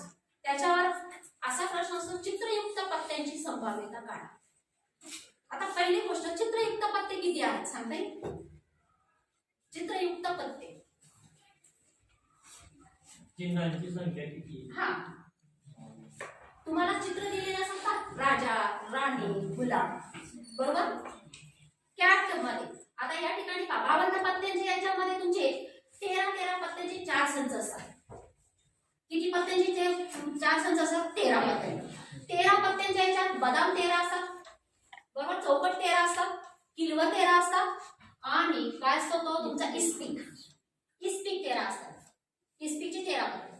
प्रत्येक बदाम 13च्या पत्त्यामध्ये तुमचा राजा राणी गुलाम असतो. बदाम 13 चौकट 13च्या याच्यामध्ये राजा राणी गुलाम असतो. किलवर 13च्या याच्यामध्ये राजा राणी गुलाम असतो आणि याच्यामध्ये राजा राणी गुलाम असतो. म्हणजे प्रत्येक 13 पत्त्यांच्या संचामध्ये तुमची 4 पत्ते चित्रांचे असतात. म्हणजे किती झाले तुमचे 3 पत्ते 3 चौक किती झाले 12 पत्ते तुमचे कसे असतात? तुमचे चित्रयुक्त पत्ते असतात 12 पत्ते. आणि या 12 पत्त्यांची त्यांनी संभाव्यता विचारली. काय नाही साधी गोष्ट. एक पूर्ण नमुना घटकांची संख्या किती 52 आणि चित्रयुक्त पत्ते किती आहे फक्त 12. मग हा अभ्यास जर असेल तर तुम्ही संभाव्यता तुम्ही काढू शकता. हा अभ्यास महत्वाचा. मग त्याच्यामध्ये तुमचे 4 पत्ते एका पत्ता असतात. आता तुम्हाला एक प्रश्न होता एका वेळेला चित्रयुक्त नाही अशा पत्त्यांची संभाव्यता काढा. चित्रयुक्त नाही म्हणजे एक पत्ता चित्रयुक्त नाही. बदाम एक का, किलवर एक का, चौकट एक का आणि इस्पिक एक का, असे 4 पत्ते आहेत की ते चित्रयुक्त नाही. त्या 4 एक्क्यांची संभाव्यता हे संपूर्ण ज्ञान असलं पाहिजे. पहिला एक असतो मग 2 नंबर पासून तर 10 नंबर दिलेले आहेत. दोरी तिरी चारी काय पाचवी काय म्हणतात ना तुम्ही 10 पर्यंत. आणि त्याच्यानंतर येतो तुमचा राणी येते कसं गुलाम राणी राजा बरोबर. असे 3 पत्ते शेवटचे पत्ते 11 12 आणि 13 नंबरचं पत्ते. अशा पद्धतीने 13 पत्ते तुमचे असतात आणि त्या 13 पत्त्यांचे 4 संच असतात आणि 4 संच मिळून एकूण 52 पत्ते तयार होतात आणि ते 52 पत्त्यांचा पूर्ण अभ्यास ठेवा. मग ती संभाव्यता कशी काढायची ते सांगते मी तुम्हाला. आता या ठिकाणी घटना याच्यापुढे नमुना अवकाश आहे तो ओळखला तुम्हाला. नमुना अवकाश तुम्हाला लिहिताच येईल प्रत्येक याचा लिहिता येईल. आता घटना समजा तुम्हाला घटनामध्ये ही घटनेसाठी एक आपण असं करू की पांढऱ्या रंगाचे 5 चेंडू आहेत बरोबर. पांढऱ्या रंगाचे किती चेंडू आहेत तुमच्याकडे 5 आणि एक चेंडू काळ्या रंगाचा आहे. तुम्हाला काळा चेंडू मिळेल त्याची घटना लिहायची. काळा चेंडू मिळेल काय रे एकच बरोबर. म्हणजे त्या चेंडूमध्ये त्या सगळ्या चेंडूमध्ये एकच चेंडू काळा आहे. घटना काय राहील एक. म्हणजे त्याच्यामध्ये नमुना घटक काय झाला एक. समजा तुम्ही 2 नाणी फेकली नमुना अवकाश काय असेल तुमचा एच टी नमुना अवकाश. घटना दिली तुम्हाला कमीत कमी घटना ए ही अशी घटना आहे की पृष्ठभागावर मिळाले कमीत कमी एक छापा असेल. कमीत कमी एक छापा असेल. आता मला सांगा कमीत कमी एक छापा म्हणजे घटना याचा अर्थ नमुना अवकाश मधील अपेक्षित निष्पत्तीच्या संचाला अपेक्षित नमुना घटकांच्या संचाला घटना म्हणतात. मला सांगा कमीत कमी एक छापा मिळेल. कोणते घटक येतील? छापा काटा आणि काटा बरोबर. कमीत कमी एक छापा म्हणजे एक घटनेमध्ये घटक कोणते एच टी एच आणि टी कमीत कमी एक छापा मिळेल. किती छापा मिळेल? कमीत कमी एक. आता कमीत कमीचा अर्थ सगळ्यात सोपं सांगेल. तुम्हाला जर घरच्या लोकांनी सांगितलं बाबा रे तू 10वीला आहे 80 मार्क तुम्हाला मिळायलाच पाहिजे 80 मार्क आई वडिलांनी लाईन आउट करून दिलेले 10वीच्या पहिल्या दिवशी जाताना 80 मार्क पाहिजे, बरोबर आहे ना बेटा? 80 मार्क पाहिजे कमीत कमी. जर समजा तुम्हाला 89% मिळूनच गेले, मायबाप हाकलून येणार आहेत? हाकलून येणार आहेत का? कमीत कमी सांगितलं त्यांना, म्हणजे 80 चालणार आहेत त्यांना, 80 पेक्षा वरती सगळे चालणार आहेत. म्हणजे त्या संख्येपेक्षा किंवा त्या संख्येपेक्षा सर्वात जास्त कमीत कमी एक छापा, म्हणजे एक छापा पण चालेल, 2 पण चालेल, सगळे चालेल. एकापेक्षा सगळे जास्त, एक किंवा एकापेक्षा जास्त, एक किंवा एकापेक्षा जास्त म्हणजेच काय म्हणा कमीत कमी आणि 80% म्हणजे 80 किंवा 80%पेक्षा जास्त मिळाले, मायबाप खुश. पण समजा 79.4 जरी मिळाले ना, फक्त 6 पॉईंटसाठी जेवण करत असताना लेक्चर देण्याची सवय असते. अशी इतरत्र वेळ सापडणार नाही त्यांना, पण तुम्ही जेवायला बसा, उरलेले 6 पॉईंट काढून आणतील. काय तुझ्याकडनं 80% पण नाही झालं. ही सवय त्यांना, पण प्रत्येक पालकाला असते. मला पण म्हणजे काय कुणास ठाऊक कमी नाही चालत आपल्याला. आपण रेंज आणली ना, त्या रेंज जास्तीत जास्त एक, जास्तीत जास्त एक म्हणजे एक किंवा एकापेक्षा कमी चालणार, पण एकापेक्षा जास्त चालणार. डॉक्टरांनी सांगितले दिवसभरातून जास्तीत जास्त 3 गोळ्या घ्यायच्या. 4 घेतल्या दुसऱ्या दिवशी चालेल का? हो डोस गेला.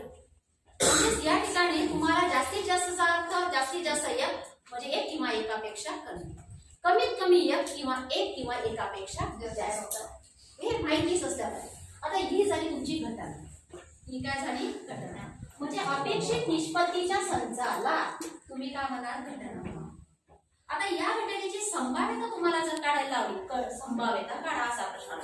संभाव्यता म्हणजे काय की एखादी शक्यता असते. समजा एक राणा फेकतोय, एक राणा फेकताना आपल्या डोक्यामध्ये काय की 50% छापा मिळणार किंवा 50% काटा मिळणार. 50% हा अंकगणिती नंबर आहे. एखादी शक्यता ही एखाद्या संख्येमध्ये जेव्हा व्यक्त केली जाते तिला काय म्हणणार आपण? संभाव्यता. मग या घटनेची संभाव्यता तुम्हाला जर काढायला आली तर त्या घटनेची संभाव्यता काढण्यासाठी पी ऑफ, त्याला काय म्हणणार तुम्ही? P of A. P of A equals to number of A divide by नमुना घटक, नमुना अवकाश घटनेमधील नमुना घटकांची संख्या भागिले काय म्हणणार तुम्ही? नमुना अवकाश मधील घटकांची संख्या. Number of A divide by number of S. म्हणजेच याचा अर्थ या ठिकाणी नमुना अवकाश मध्ये घटक किती आहेत? 4 आणि घटनेमध्ये घटक किती आहेत? तुमचे 3. म्हणजेच या ठिकाणी संभाव्यता किती झाली? 3/4. आता संभाव्यता काढायला जर असं आलं तर कोणती पण घटना येऊ, कोणती पण, किंवा घटना बी दिली त्यांनी, घटना बी मध्ये त्यांनी असं म्हटलं की दोन्ही फाशांवर छापा मिळण्याची घटना. दोन्ही फाशांवर छापा मिळण्याची घटना. चला नमुना घटक कोणते राहतील? छापा. नमुना घटक कोणते राहतील? या घटनेमध्ये काय राहतील? फक्त छापा. बरोबर. एकच घटक छापा. अपेक्षित कोणता आहे तुमचा? छापा. दोन्ही फाशांवर, दोन्ही नाण्यांवर तुम्हाला छापाच पाहिजे तरच ती घटना झाली. म्हणजे घटनेमध्ये घटक किती झाले तुमचे? फक्त 1. आणि या घटनेची संभाव्यता म्हणजेच काय म्हणा तुम्ही? पी ऑफ बी समान number of A number of B भागिले नंबर ऑफ काय म्हणतात? एस. म्हणजे 1 भागिले 4 या घटनांची संभाव्यता. मग घटनांची संभाव्यता चुकीची किंवा बरोबर कशी ओळखायची? एक लक्षात ठेवायचं, कोणत्याही घटनेची संभाव्यता ही 0 असते किंवा 0पेक्षा जास्त असते. 0पेक्षा जास्त किंवा 1 किंवा एकापेक्षा कमी असते. कोणत्याही घटनेची संभाव्यता ही 0 किंवा 0पेक्षा जास्त आणि 1 किंवा एकापेक्षा कमी असते. थोडक्यात एक तर 0 पॉइंट मध्ये मिळाली, 0.1 0.2 0.93 अशी 0 पॉइंट म्हणजेच काय म्हणा तुमचं उत्तर बरोबर आहे.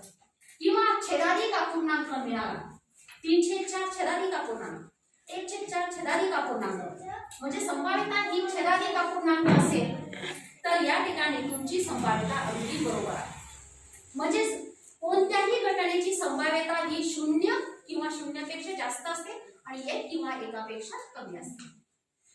शिवाय ती जर टक्केवारी केली तर 0 किंवा 0% पेक्षा ती जास्त असते आणि 100 किंवा 100% ती कशी असते? कमी असते.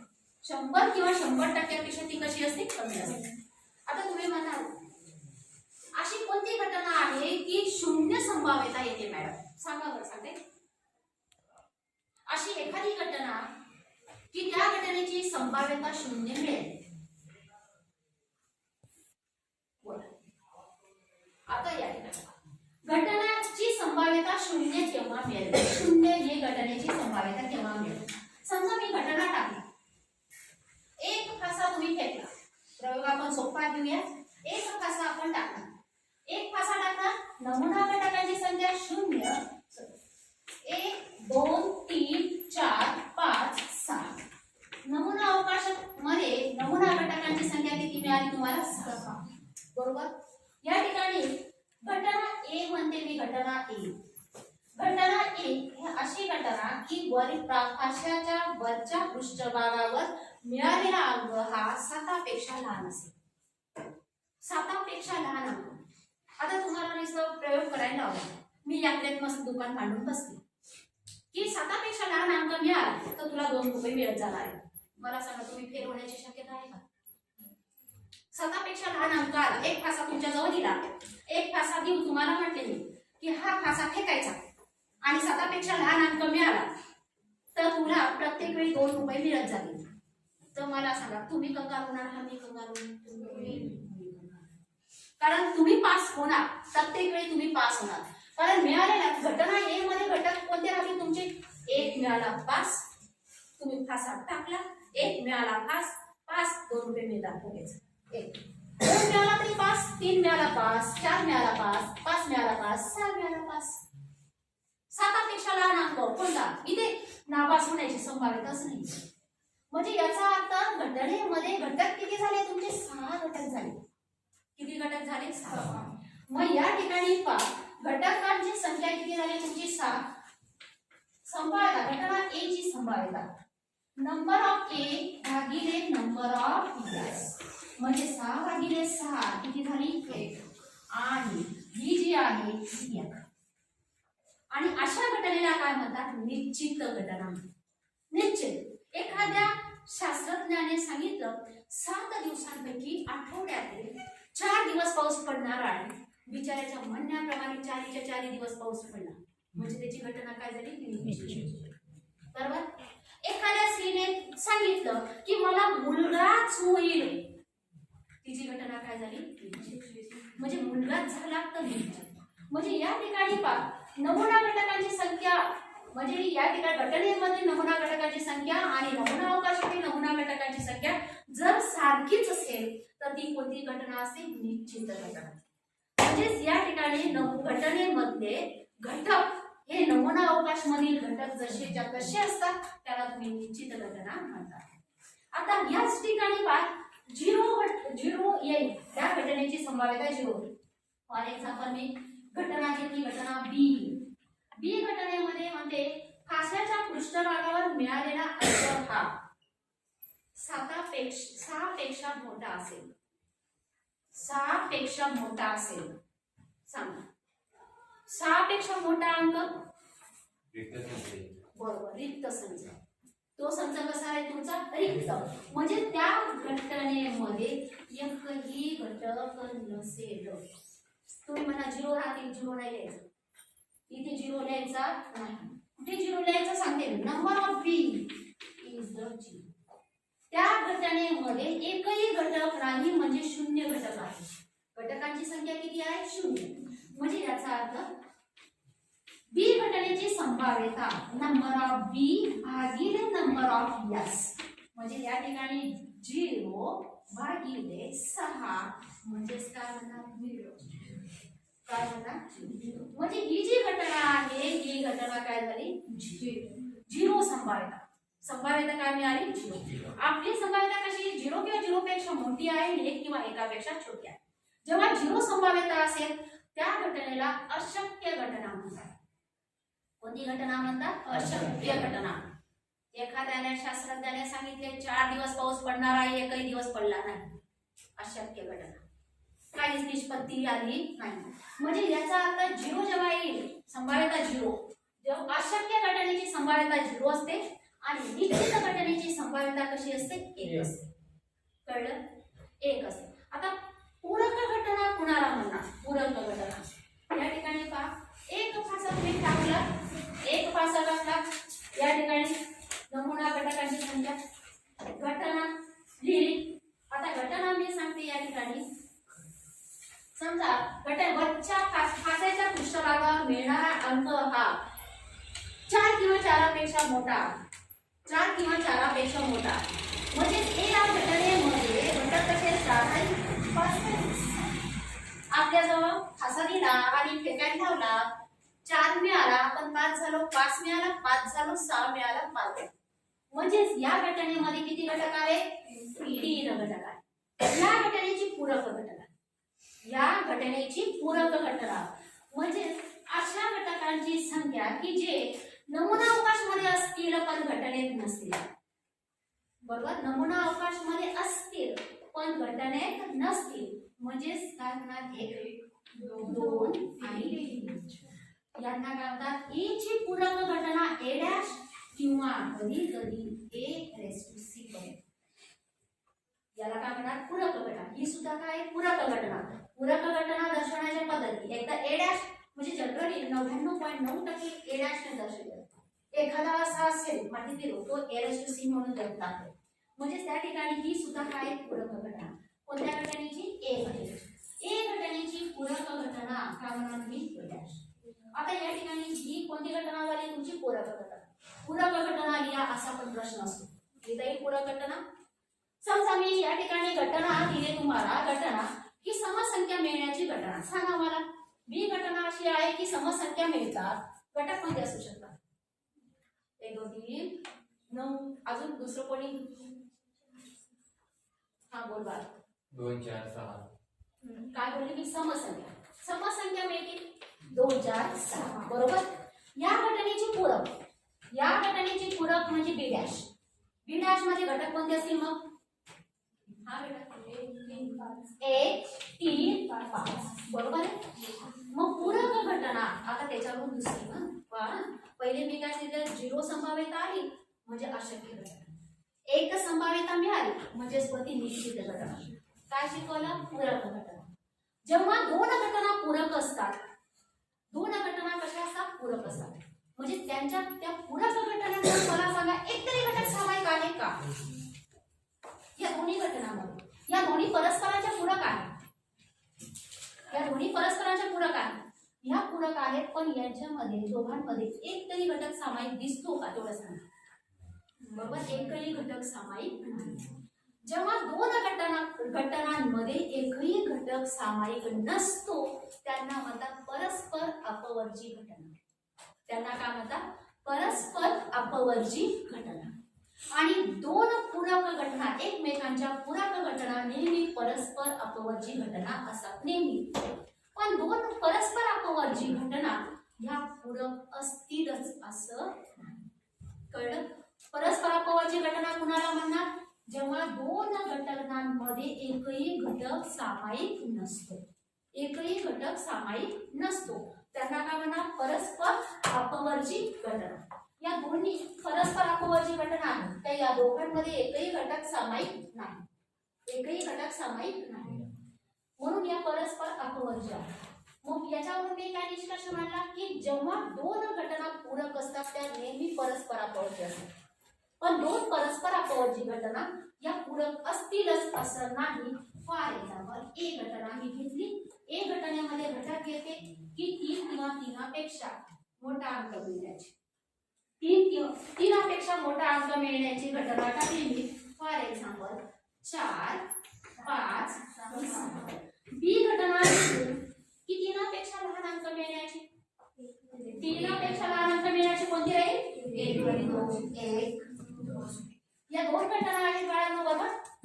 या दोन्ही घटनांमध्ये मला सांगा एक तरी घटक सामायिक आहे का? नाही. एकही घटक सामायिक नाही. एकही घटक सामायिक नाही म्हणून यांना तुम्ही काय म्हणणार?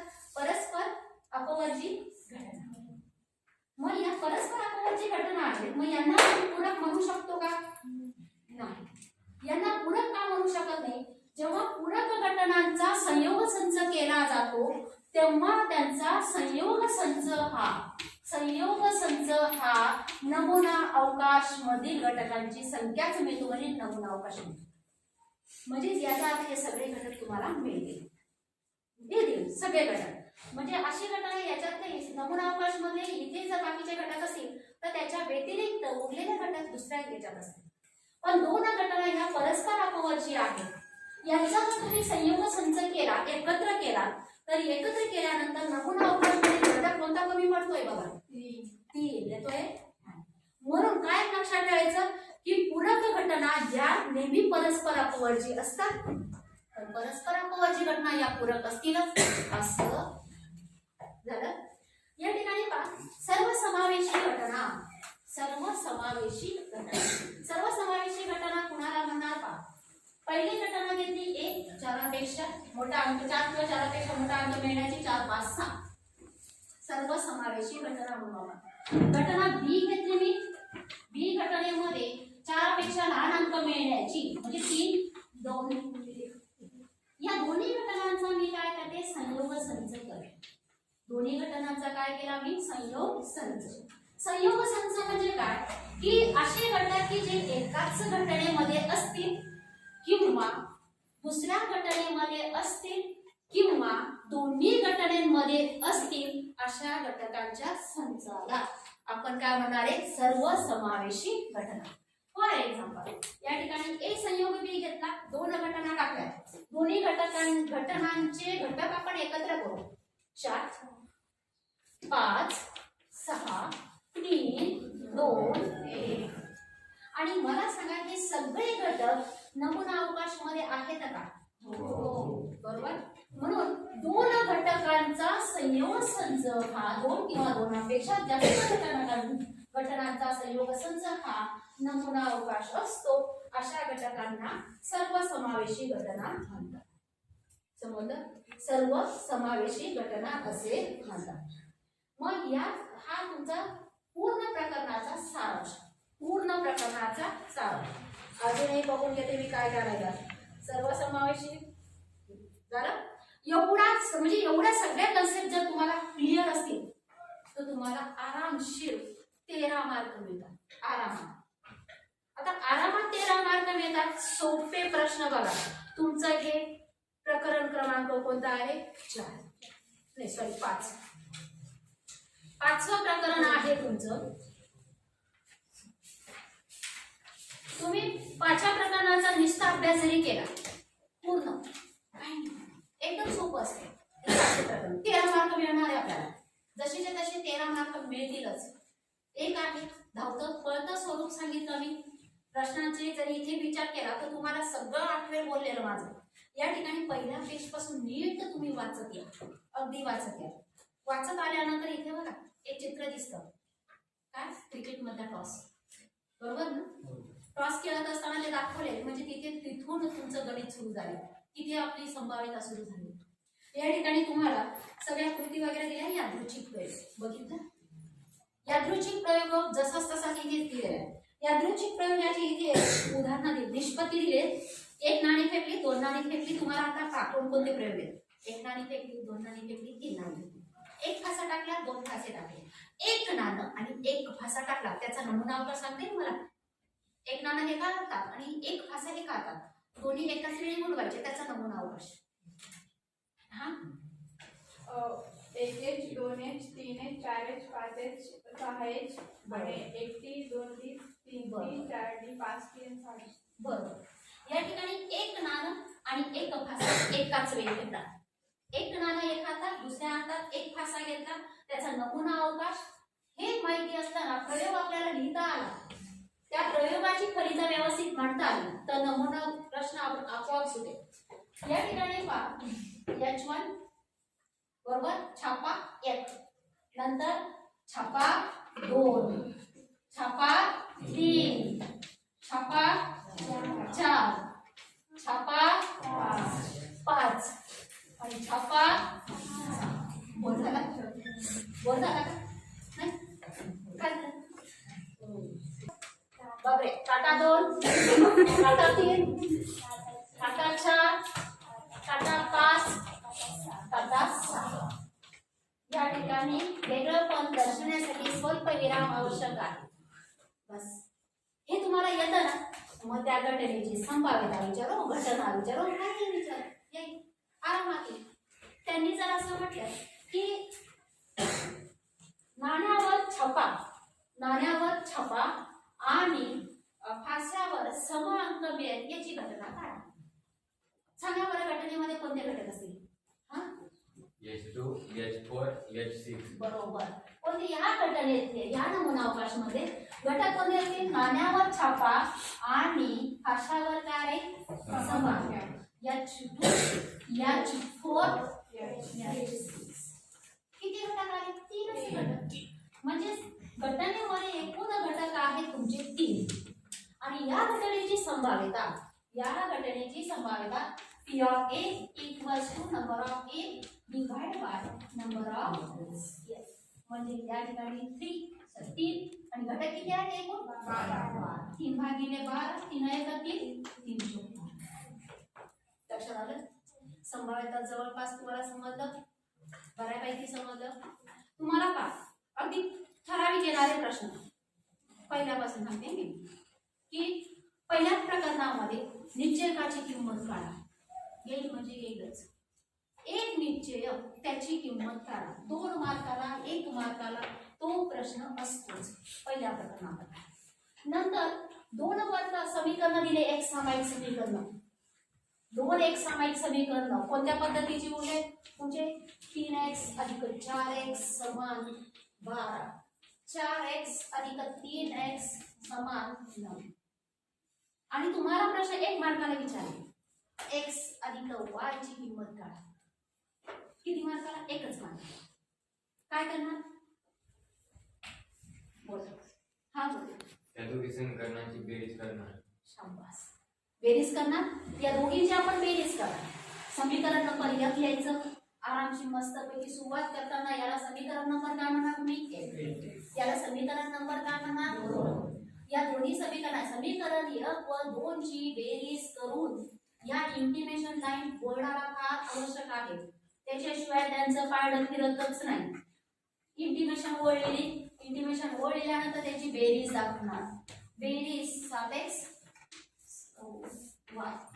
7y आणि ही बेरीज काढली x अधिक y ची किंमत काढायची तुम्हाला फक्त. म्हणजेच काय 7 ने काय करणार? दोन्ही बाजूंना भाग. 7 ने जर आपण भाग दिला तर त्या ठिकाणी x अधिक y समान काय म्हणणार तुम्ही? 7.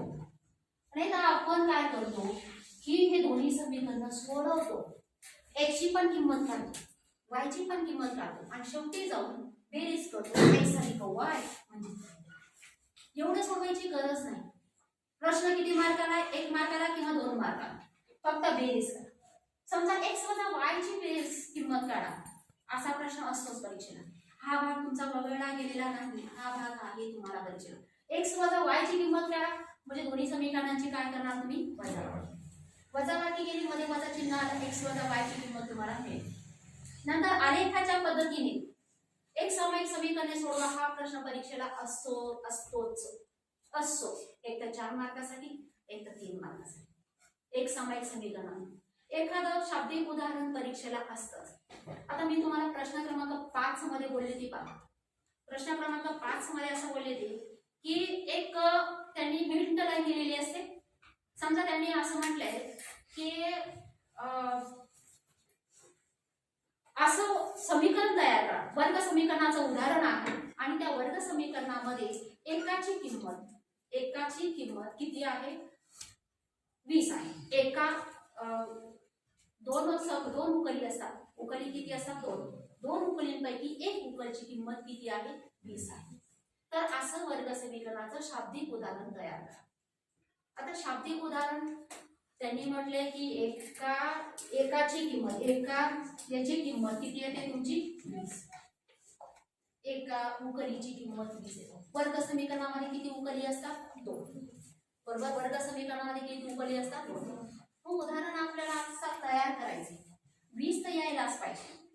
20 तर यायलाच पाहिजे. मग या ठिकाणी उदाहरण काय केलं पा की समजा वैशालीचं 5 वर्षापूर्वीचं वय, वैशालीचं आजचं वय समजा मी x पकडलं. 5 वर्षापूर्वीचं वय किती आहे x वजा 5. बरोबर. वैशालीचं 5 वर्षापूर्वीचं वय x वजा 5 आहे. वैशालीचं 4 वर्षानंतरचं वय, 4 वर्षानंतरचं वय म्हणजे x अधिक 4 आहे. आणि यांच्या दोन्हींचा गुणाकार 5 वर्षापूर्वीच्या वयाचा आणि 4 वर्षानंतरच्या वयाचा गुणाकार मात्र 360 येतो.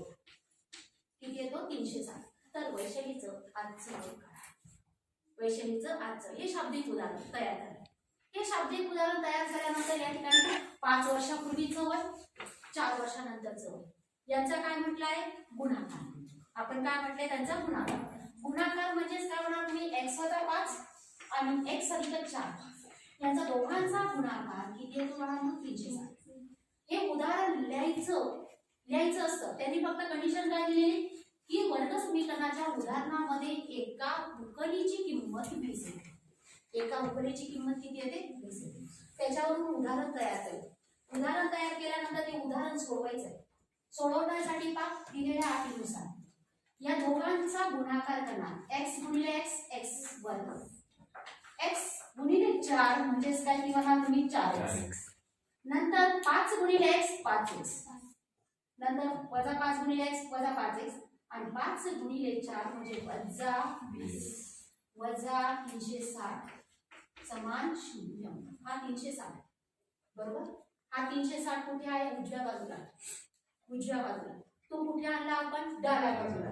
सकाळी मी निघाली ना, मला यायचं तो खुणावला. सकाळी 6 वाजता मी अगोदर माझ्या क्लासला गेली. इतकी भारी तयारी केली होती प्रचंड भारी.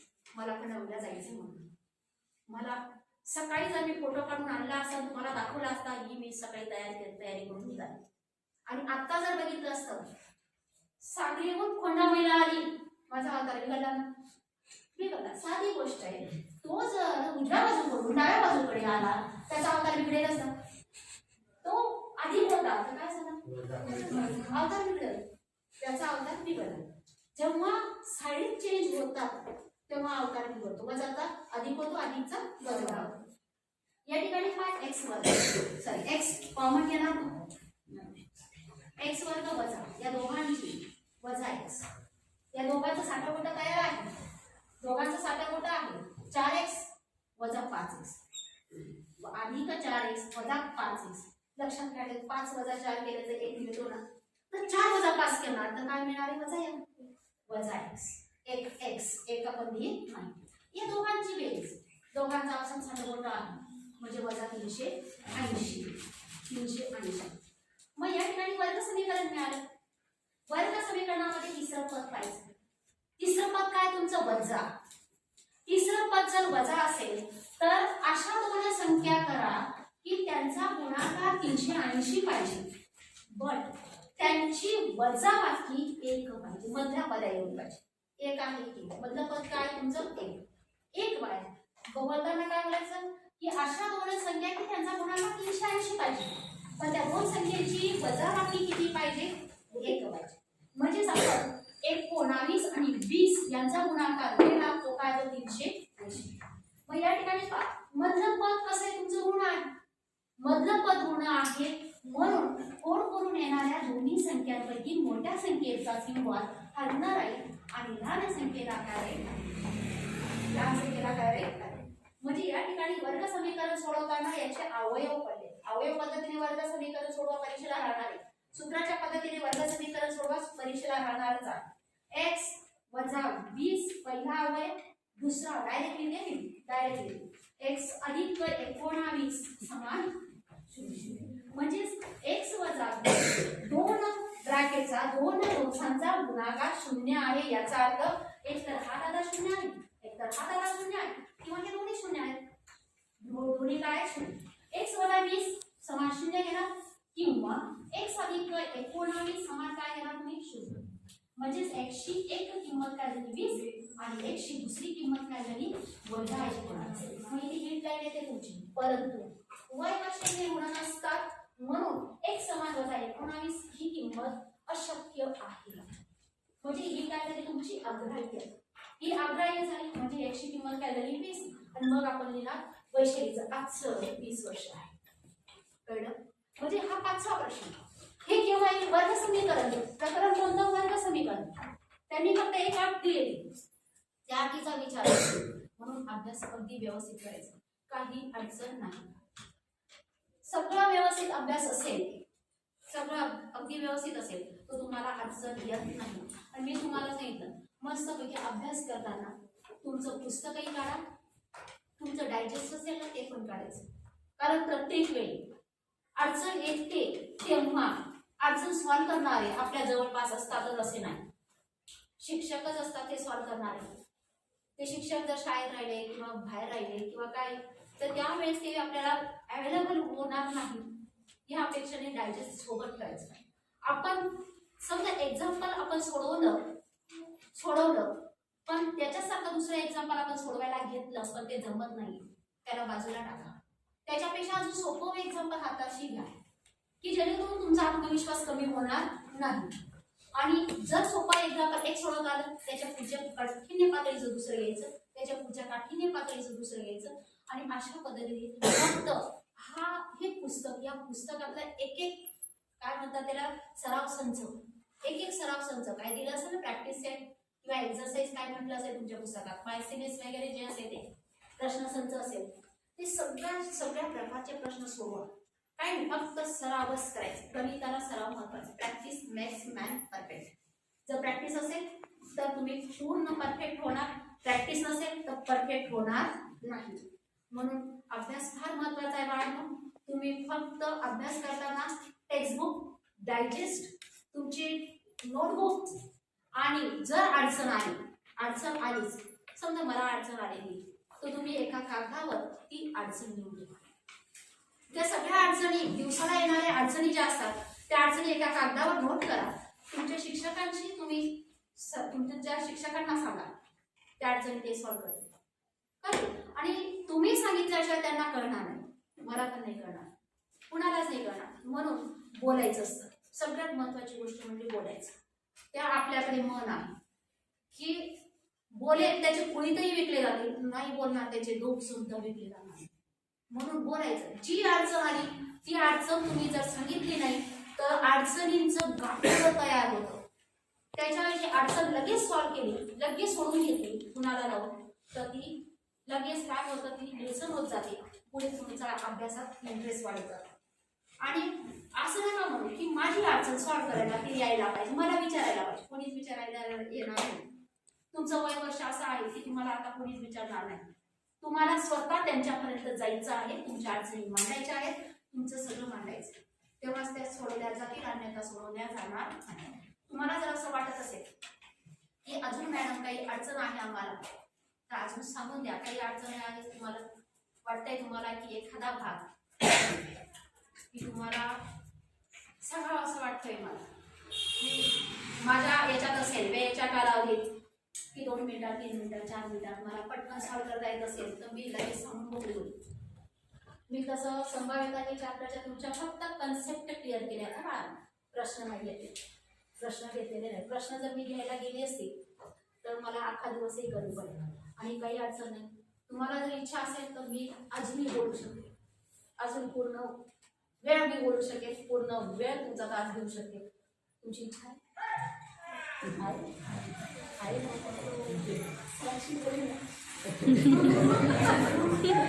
काय अडचण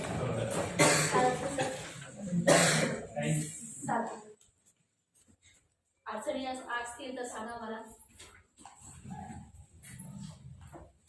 बरं तुला काय वाटतंय अजून काय शिकवावं? मी थांबते. नववीत आहे का? मला या ठिकाणी तुमच्या शालेय व्यवस्थापनाने बोलवलं मला ही संधी उपलब्ध करून दिली त्यांची मी खूप खूप आभारी आहे. आणि यापुढे मला जर वाटलं बोलवावं सर, मला निश्चित बोलवा सर, आणि नक्कीच येईल वेळ काढून. आणि सगळ्यात महत्त्वाची गोष्ट म्हणजे मला माझ्या शिक्षणाचाही मला खूप अभिमान वाटला, माझ्या कार्याचा मला अभिमान वाटला की मी माझ्या गावाच्या मुलांसाठी एक मुलाला भेटून एक मुलाला सांगणं जाऊ द्या, पण एवढे मुलं मला एकत्र भेटले, एकत्र इथं घुस करायला मिळाले, माझ्या शिक्षणाची गंगा मला इथपर्यंत आणता आली. म्हणून मला सगळ्यात जास्त अभिमान मला त्या आभारी मी त्या व्यवस्थापनाची आहे. त्यांनी मला ही संधी उपलब्ध करून दिली. सगळ्यात महत्त्वाचं म्हणजे तुम्ही खूप अभ्यास करा, खूप मोठे व्हा. तुम्ही अभ्यास करणार, मोठे होणार, तुम्ही वेगवेगळ्या पदावर, कोणी डॉक्टर होईल, कोणी कलेक्टर होईल, कोणी इंजिनियर होईल, कोणी शिक्षक होईल, असं काही नाही. प्रत्येकाचं फील्ड वेगवेगळं असतं. असं शिक्षक होणारा मग त्याचं काही कमी आहे असं नाही, अजिबात नाही.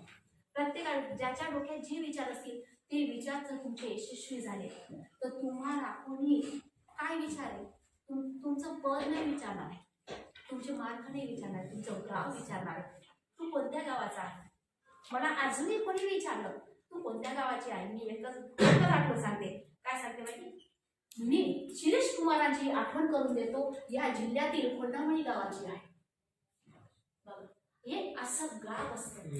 आणि म्हणून तुम्ही शिकला, मोठे झाला, तुम्ही कोणत्याही पदावर राहिला तर तुमचं गाव पहिल्यांदा विचारलं जाईल, त्याच्यानंतर नाव विचारलं जाईल, नंतर पालक येतील.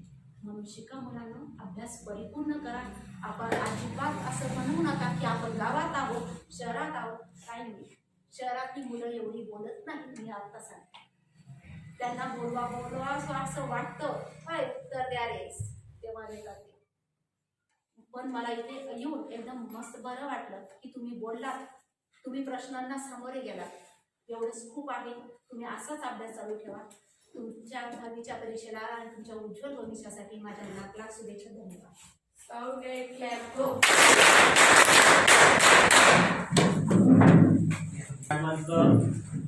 आभार व्यक्त करावं.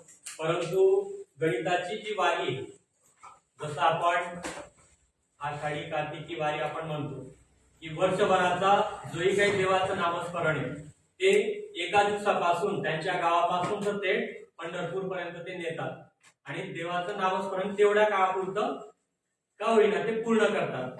तसं वर्षभरामध्ये आपण काही ना काही इथं केलेलंच आहे. आणि मॅडमांनी त्या सर्व गोष्टींना तुमचा उजाळा दिला. त्याच पद्धतीने त्यांनी तुमच्या शंकांचं निरसन केलं. तुमच्या मनात नकळत काही शंका होत्या, त्यांचंही त्यांच्या वक्तव्यातून, व्याख्यानातून आपल्याला त्या शंकांचं निरसन झालंच असेल. माझा ग्रामीण भागातला विद्यार्थी हा बोलत नाही, मनात भरपूर शंका असतात, परंतु कळत नकळत का असे ना त्यांच्या प्रश्नांची उत्तरं मॅडमांकडून आपल्याला मिळाली. पुन्हा एकदा मध्यंतरी आपले आदरणीय रावसाहेब मुख्याध्यापक हे दररोज येतच असतात. त्यांच्यासोबत तुम्हाला जसाही वेळ मिळाला आणि आमच्या विद्यार्थ्यांना मार्गदर्शन करण्याची जर तुमची इच्छा असेल तर आम्ही तुमचं नक्की स्वागतच करू. पुन्हा एकदा मी मॅडमांचा आपल्या संपूर्ण साक्री तालुका एज्युकेशन सोसायटी, नूतन माध्यमिक विद्यालय तसेच सर्व शिक्षक बंधू भगिनी आणि तुमच्यातर्फे मी आभार मानतो. आभार आभार आभार. धन्यवाद.